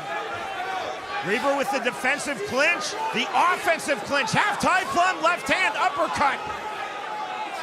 Perez continuing to throw. Now the right uppercut from Ryan Reber. Perez another left hand, left uppercut, left hook. Huge volume from Derek Perez here in round number 1. And let's see if this pace right here is enough to just wear Reber out. If he's going to have anything left come round number 2. There's the step-in right hand from Ryan Reber, but a huge opening round for Derek Perez. Dropping Reber here in the first round. Reber trying to throw back the bell. That is the end of round 1. John, you could not ask for a better round for Perez right there. That's exactly what he wanted to do. Let's see if Reber can regroup after this round. He's never had a round like that. He's never tasted the canvas like this. Let's see if he's going to be able to come back after a round like that. Don't let him grab you. Do not let him grab you. This is not you. This is not you. Don't let him grab you. You can't fight. You need to double up on the jab, and you need to bring the right hand. You're being too conservative. Stop. Let me give you some instructions. Look, you need the jab, and you need to get out of the way, son. You can see right here, Perez just continues to land these little short punches right there. Something Reber is just not used to. Trying to back up little one on the ground there. Don't give him a hold. You're giving him too much hold. And Perez just continues to pour it on. Like I said, this is his range. He wants to be in a phone booth. He wants to keep you from the full extensions of your punches. He doesn't care if he hits you him really hard or really something, as long as he continues to hit you. Death by 1,000 cuts. Call of Knuckle Up from Mike Beltran, one of the best pro MMA referees in the world. Incidentally, this is his BKFC debut. Welcome to Bare-Knuckle Fighting Championship, Mike Beltran. This is a fast sport, and these are two fast 135-pounders. Step in left hand, a big right hand on the entry from Derek Perez. Right back where Perez wants to be, right in his range. And look at those, I mean, unbelievable volume right there for Perez. Nothing unusual right there, exactly what we expected, but man. Reber playing a lot of defense. Derek Perez playing all offense thus far in this fight. 80 seconds remaining round two. Reber uppercut to the body. Rear right uppercut from Perez. Just missed the chin of Ryan Reber. Good refereeing from Beltran, keeping this fight flowing. Perez coming forward again. There's the left hand, right hand, long straight punches, but a counter right hand from Reber. Reber trying to land with his back against the ropes. Perez walking through these shots, but takes that left hand. So we talked about the last fight. Royal Reber said he has to land that 1-2 at range. If he's not able to stay at range, it's hard for him to get that power in there. Watch your fingers. Reber stepping in with the 1-2. Good slip, now the turn. Perez short right hands from the modified waist cinch. You see the framing of Derek Perez. He has been outstanding to this point in the clinch. Stop! Right! Knuckle up!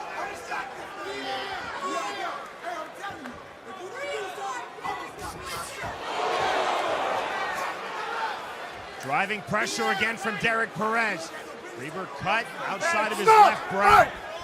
Separation again from Beltran. Final seconds, round number two.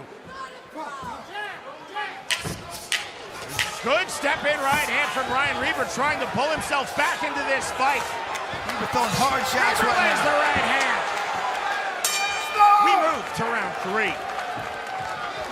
I mean, Reber throwing and landing some hard shots, but is it going to be enough? Is it the volume right now?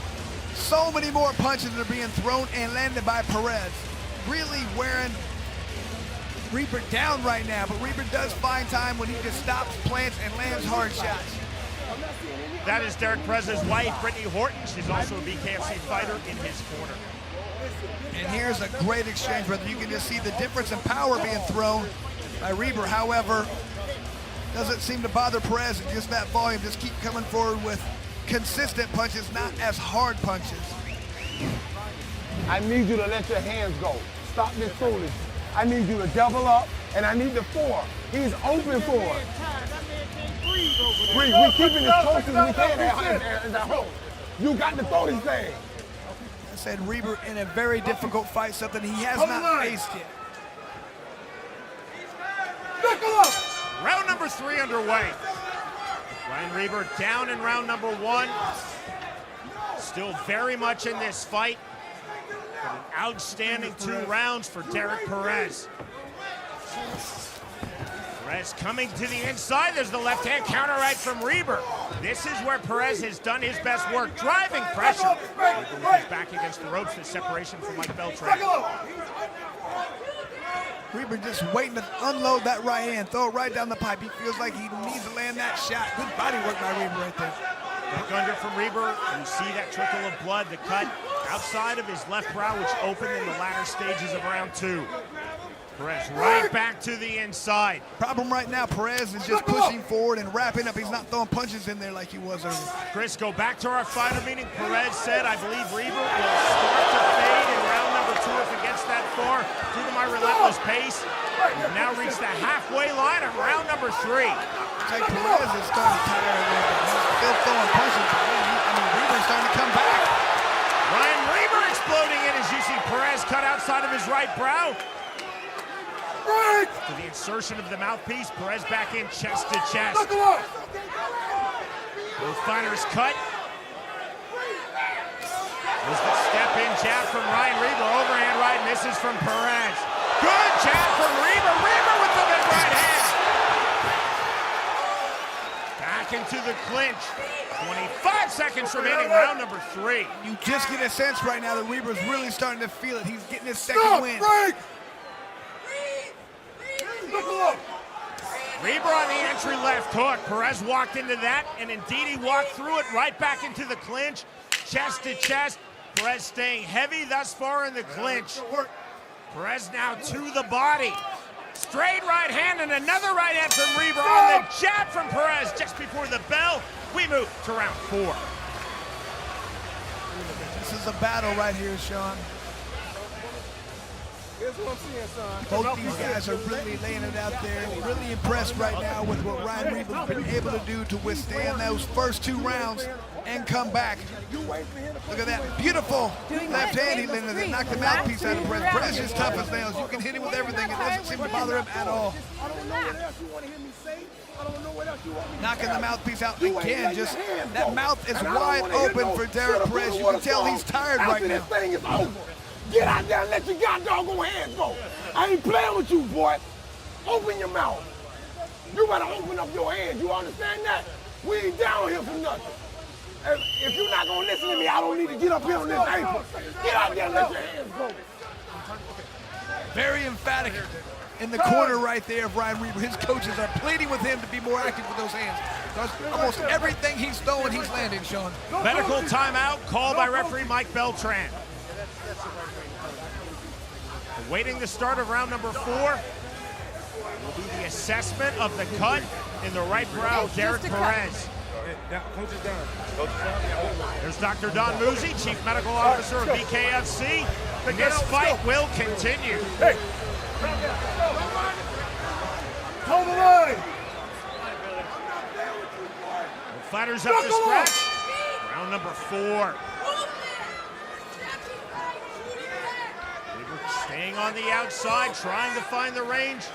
Perez looking for the entry. Misses with the overhand right from the southpaw stance. Perez is slowed down enough right there. It's kind of a target. This was about to say he's a target right now for Reber. It was a big 1-2, especially on the 2 for Reber. Entry hook for Ryan Reber. You talk about when Reber can stand at the end of his punches, that's when he's dangerous. Reber on the left hook. Perez waves him forward. Waving him forward. You cannot take too many more of those shots. He's a bloody mess right now, Sean. Long jab from Ryan Reber. Reber's really starting to find his range. Reber step in right hand. Counter right hand from Perez. Reber coming forward from the center circle off the fast jab. And this is where Reber's talking about. He really shows that he's faster than his opponent right now. Perez looks a little tired, so these punches are just coming easily for him. See the fast 1-2s of Ryan Reber. Big right hand left hook from Reber. Left hand again. More big shot from Reber. Mike Beltran taking a really close look. There is the finish and the turn from behind win for Ryan Reber. Unbelievable job for Reber, Sean. That was his best performance in my opinion. Really proved a lot to me and probably to himself right there. It's been easy so far. He walked through everybody at a tough time against Travis Townsel, but he's a tough guy to fight against any opponent right there. So that was just a great fight for Reber. See the other guy. Man. God damn. Look at Reber. You can tell his corner really got into that fight at the end of the fight right there. That last round, he really yelled at him. He really let it go. You have to let your hands go. He listened, and look what happened. Look at the results. Look at that beautiful 1-2. Every time he threw that 2 and it landed right at the end of his punch, it did damage.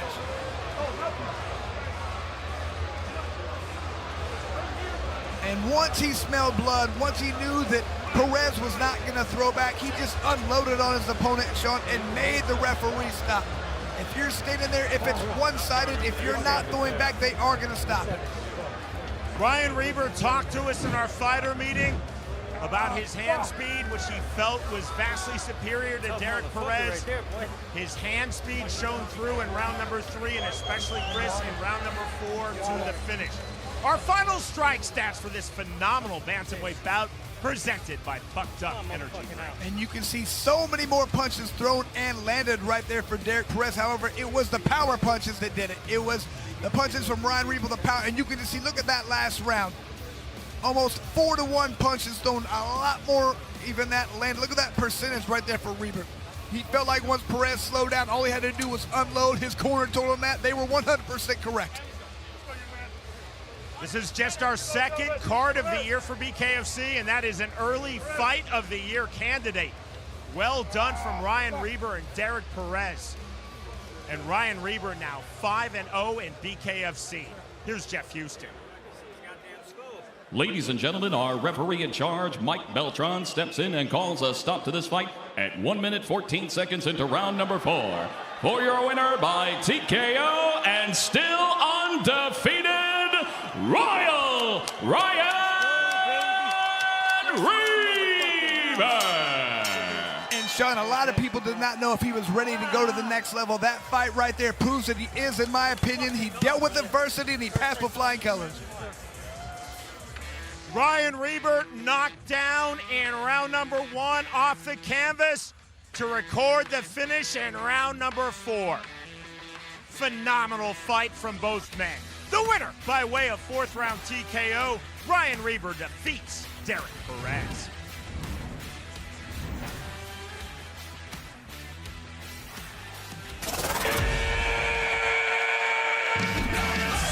Welcome to the new BKFC app. Get monthly BKFC events for $7.99. People that are missing it are missing out big time. Enjoy our all-new library of content, including behind-the-scenes access, exclusive BKFC original series, and additional live bare-knuckle fights from around the globe. Knuckle up with the new BKFC app, only $7.99 per month. Friday, February 16th, the world's most exciting combat sport, Bare-Knuckle Fighting Championship, presents the BKFC Prospect Series. In the main event, BKFC vet Stanislav Groshu knuckles up with a warrior fiending for his next knockout, Brandon the Shredder Shavers, plus many more explosive bare-knuckle fights. Be a part of the excitement. Don't miss history unfold. Watch it live on the BKFC app. Download it at bkfc.com. Already major fireworks here in South Florida. BKFC 57 brought to you by Bucked Up Energy Drink, OnlyFans, Grunt Style Apparel, and Forged Irish Stout. And now your Tell the Tape presented by Fubo TV. In the bantamweight division, Chris Garcia versus Albert Inclan. And you can see here, Sean, only a 1-inch height advantage. However, there is a 2-inch reach advantage for Garcia. Not that much, but that's really all we have to go on here.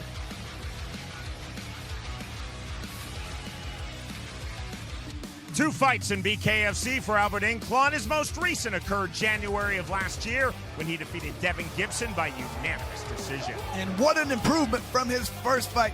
Inclan really started working hard, going to a boxing gym. Made this a sport he wanted to work on, and it paid dividends. You can see what he did against Gibson right here. Just beat him to the punch the entire time, landed good hard shots.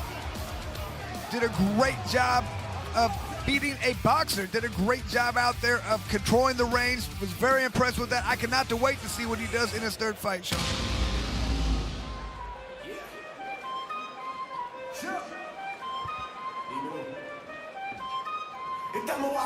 This is bout number 3 in bare-knuckle fighting championship for Albert Inclan.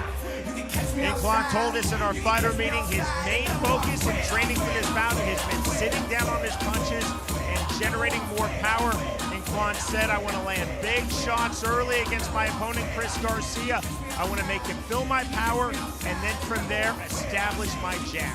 Like you said, Sean, he doesn't feel like his opponent has fought anybody tough. He wants to put it on him right away. Make him question himself. Make him question why he even wants to be out there with a fighter like him. Of his opponent in this bantamweight bout, Chris Garcia, Inclan said, I think he's very physically strong for this weight class. I think he is going to throw in high volume. Inclan said, I cannot allow Garcia to settle into his rhythm.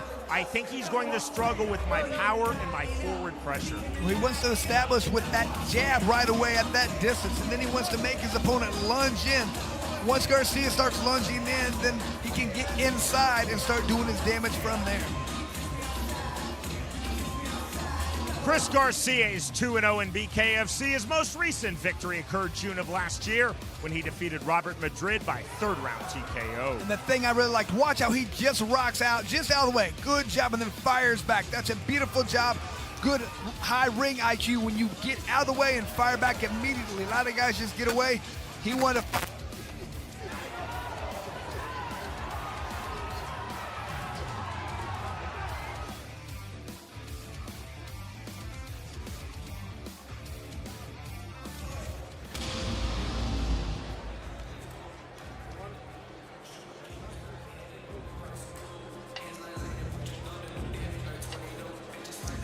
And folks, we are going to continue as Chris Garcia makes the walk. Very sorry for the technical difficulties here. We'll get Sean Wheelock back on the mic where he belongs very, very soon. And here comes Chris Garcia. What a matchup here. Garcia and Inclan here. Rounding out your preview this evening, our big-time preview. And, folks, we knew it was going to be good. And when you got prelims like this, you know it's going to be special. We just saw an absolute classic. But now Garcia and Inclan, they could replicate that. These are two very well-matched fighters, Chris. And when you think about what Inclan does, you think about what Garcia does, this has a recipe for another one of those instant classics.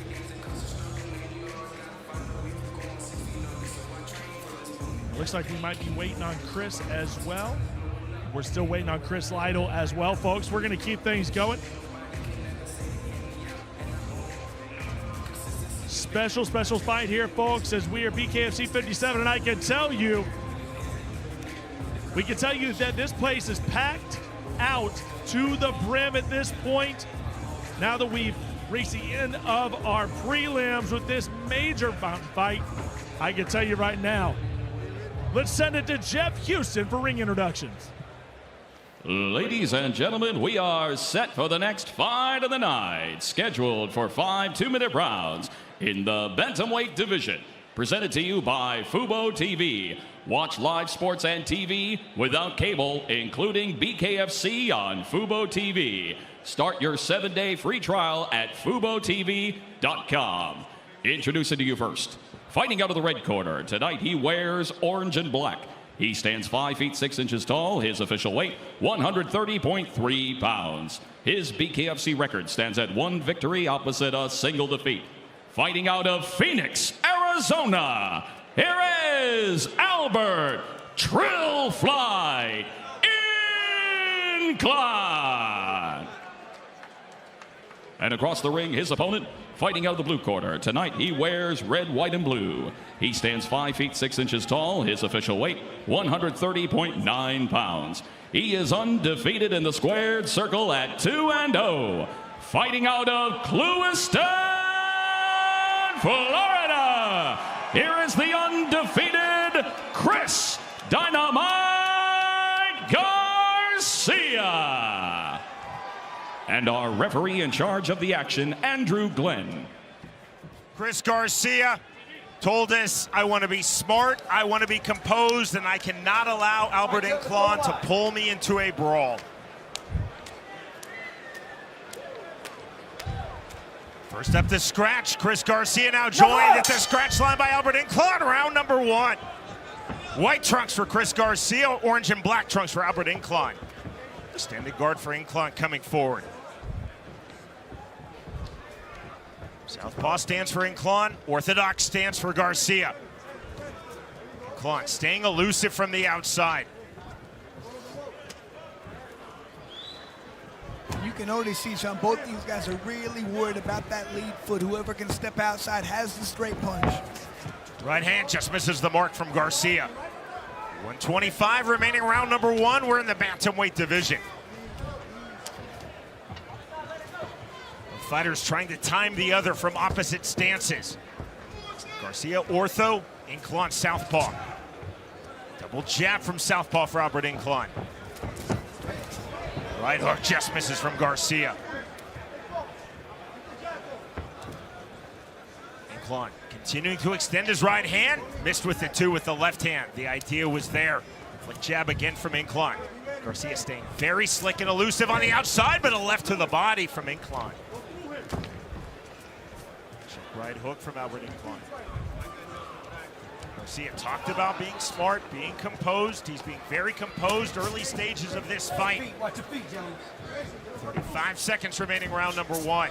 Right hand just misses from Garcia. Left hook just misses from Inclan.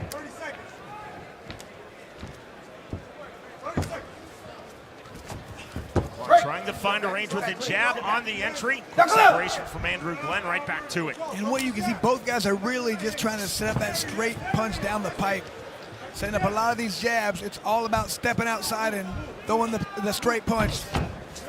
Duck under from Garcia. You just heard the 10-second clack. Final stages, round number 1. Inclan coming forward, misses with the left hand. Now In the step of Albert Inclan, there is the bell. We move to round 2. Sean, both these guys are extremely fast. You can just tell by the way they're out there pawing at that jab, and then they explode in. There's a lot of fast punches all at once. As soon as somebody's able to land a big shot, I think it's going to change the complexion of this fight immediately. Got it? Big breath. We got time. We got time. Hey, stay composed. So coming in with his face. Okay? Feint him, coming with the 1-2. I'm telling you, feint him, and he's reaching. Hey, he's also walking in. Yeah. You see it? All right, you see it. Breathe. Good. When you get him here,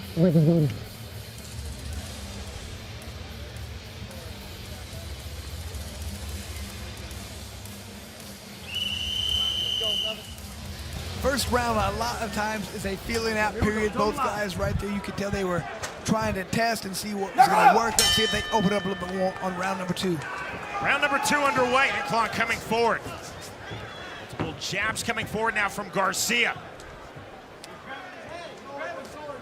Trying to catch and return. Fast jab from Albert Inclan. Fast left hook from Garcia. Both fighters, though, just slightly out of range. From Garcia, you see the head roll.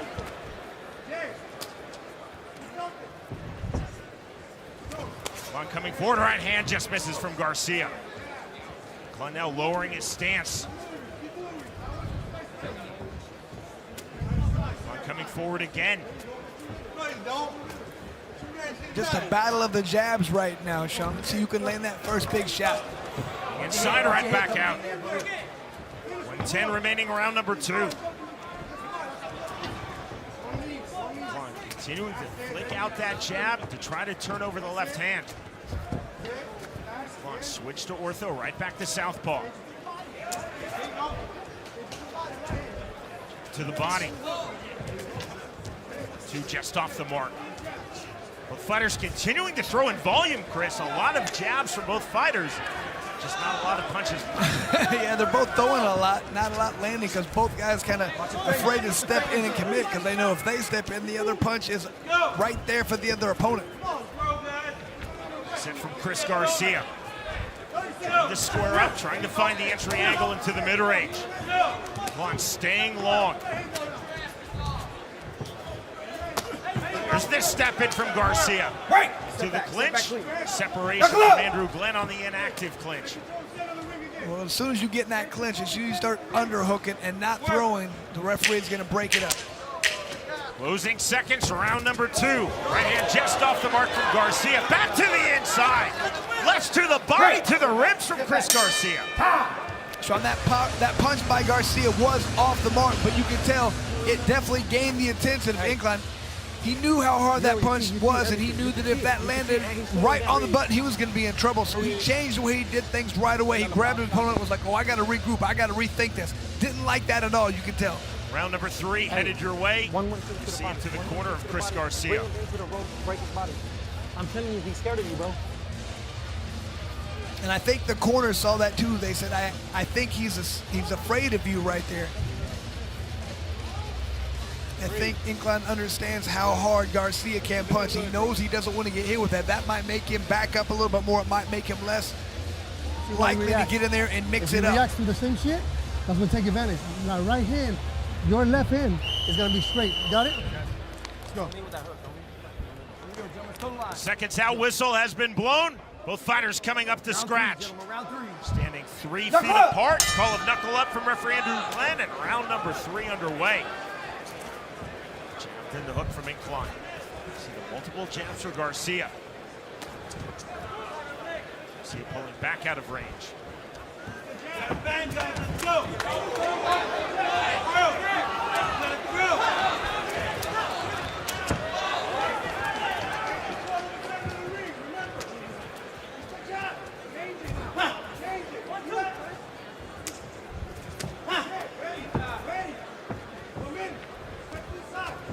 Coming forward again.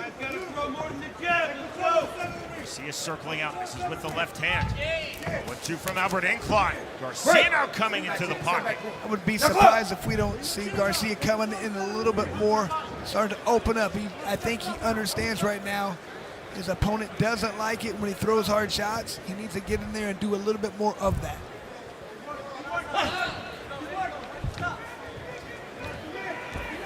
.55 seconds remaining, round number 3.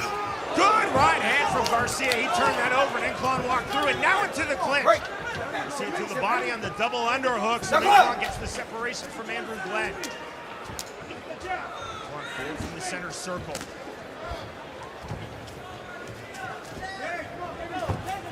Right hand just misses. Inclan forward again. Good duck under for Albert Inclan. On the underhook, separation from Andrew Glenn. Getting late in round number 3. 15 seconds remaining in the third round of this bantamweight bout. Very even thus far. Undefeated Chris Garcia versus Albert Inclan. Inclan to the body, to the head. Right back to the body with the right hand goes Chris Garcia. The bell, next stop, round 4.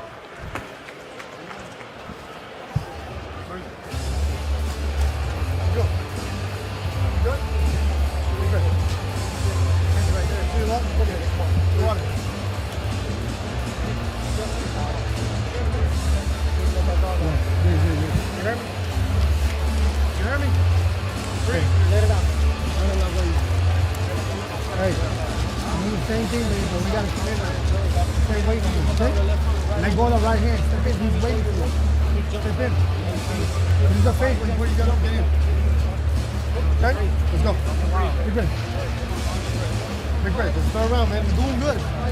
Confirmation that round number 4 is upon us.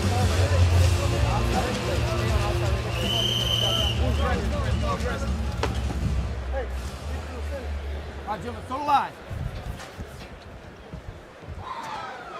Knuckle up! Bounce of both men. Round number 4 underway. Inclan trying to come forward off the jab. Slight slip by Garcia. Resets his feet. Left hand just off the mark from Inclan.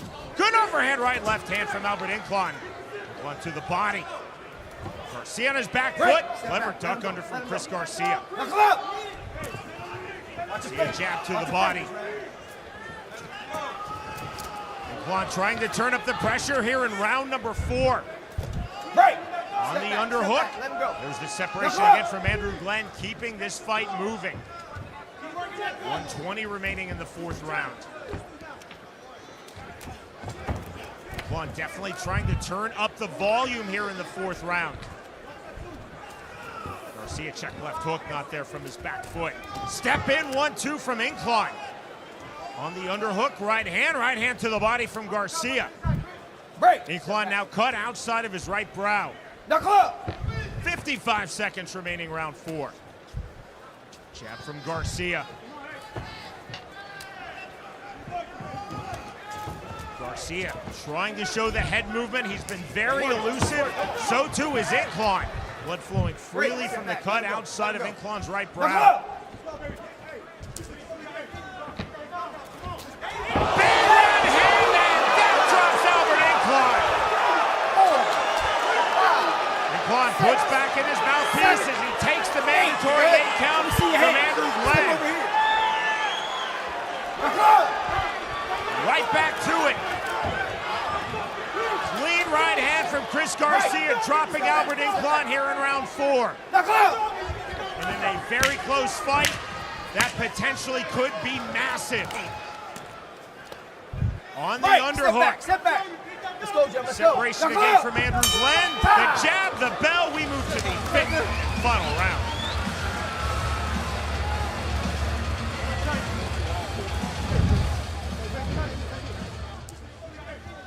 Garcia timing the step-in right hook that is gorgeous and drops Albert Inclan. Coming forward, beautifully timed by Chris Garcia. Get that dog out. Come on. There you go. What'd I tell you? What'd I tell you? Hey, what'd I tell you? What'd I tell you? Hey, that's me. It's over with. Get him out. All power. Get him out. Smart. Let's go. Smart. Hey, smart. Focus. Go time. Can't wait. Hey, hands up. Bare-knuckle Fighting Championship fans, are you ready? I said, are you ready for the Chris Garcia playing to his home state crowd here in Florida. Come on! Come on! The Arizonan Albert Inclan now up to scratch. Fifth and final round underway. Immediately into the clinch. Underhook, Inclan sliding his head under Chris Garcia's armpit into guillotine position, draws the separation. Not wise in pro MMA, smart there in bare knuckle as Inclan got the immediate separation. Inclan coming forward off the right hand. Stop. Can't into the clinch. Watch your fingers, guys. Knuckle up! 90 seconds remaining in this fight. Good left to the body.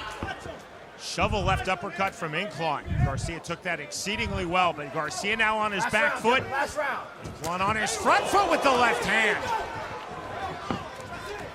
Stop. Step back. Inclan again pushing his head down, trying to get the separation. He does so from Andrew Glenn. Inclan on the feint. Good left hand from Inclan. Break. Let him go. Step back. Working from the underhook. Again, finding the range. See, Inclan wants to start long and then close distance. Garcia on his back foot, trying to time the entries as he did beautifully in round number 4 to land the right hand, which dropped Albert Inclan. That right now stands as the lone knockdown in this very competitive fight. Here we go, gentlemen. Here we go. Last round. Knuckle up! Both fighters in the center circle. Now through the center circle comes Albert Inclan. 25 seconds remaining in this fight. Let him go. Heavy in the clinch. Last round, gentlemen. Getting the separation from Andrew Glenn. Exhale from Garcia as he comes forward. Work. Inclan on the 1-2. Ducked under left hook. Counter left hand. Straight punches now from Garcia. Inclan on the left hand. Right hand, left hand. Big right hand again from Albert Inclan. Garcia with his back against the ropes. The bell and the end of the fight.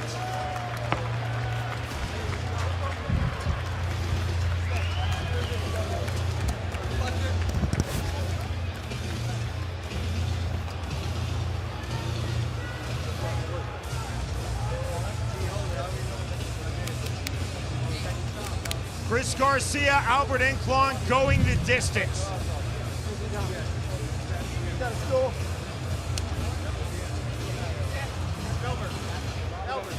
Rounds 1, 2, 3, and 5, very competitive. A clear-cut 10-8 round number 4 for Chris Garcia as he dropped Albert Inclan. Thank you, God.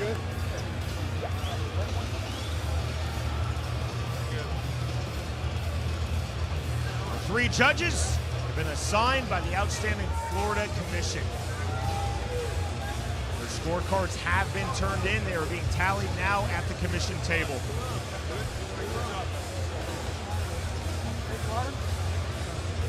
Chris Garcia looks to be feeling very good about his performance. We shall see the decision of the 3 Florida judges. We gotta go. It's more muted in the corner of Albert Inclan. That knockdown around number 4 ultimately might have meant everything, or it might have meant nothing.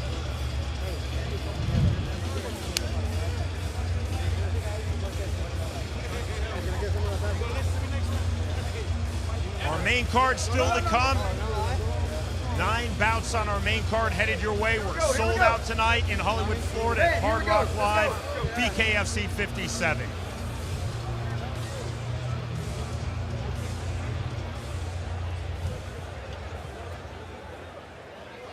We send it to Jeff Houston. Ladies and gentlemen, after completing the scheduled 5 rounds, here are the score totals from our judges at ringside. Eliseo Rodriguez sees this fight 47-47, scoring the fight even. And judges Marquez and Streisand score the fight 48-46 to the winner by majority decision. Chris Dynamite Garcia! Indeed, the knockdown meant everything. Without that, this bout is a draw. With that knockdown, a majority decision win for Chris Garcia. Now 3-0 in BKFC. Well fought, hard fought from Albert Inclan. Garcia in our fighter meeting said, I want to be smart and composed. Smart and composed on that step-in right hand in the 4th round. The lone knockdown of the fight. Victorious by way of majority decision. Chris Garcia defeats Albert Inclan.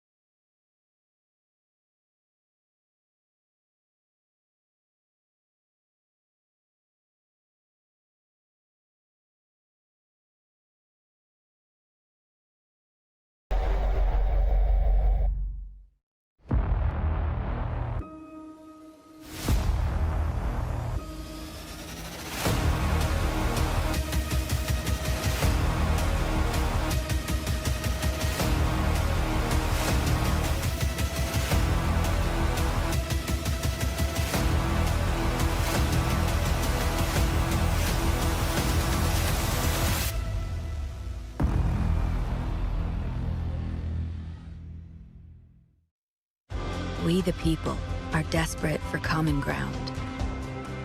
On this, we agree. Those who protect our freedom and families deserve our unwavering support. We give it through folds of honor. We the people have found what unites us. We will meet sacrifice with hope. Join us.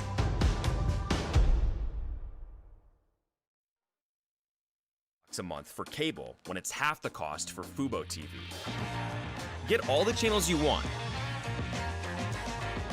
Breaking news and live sports. Entertainment for the whole family. Rated #1 in customer satisfaction by J.D. Power.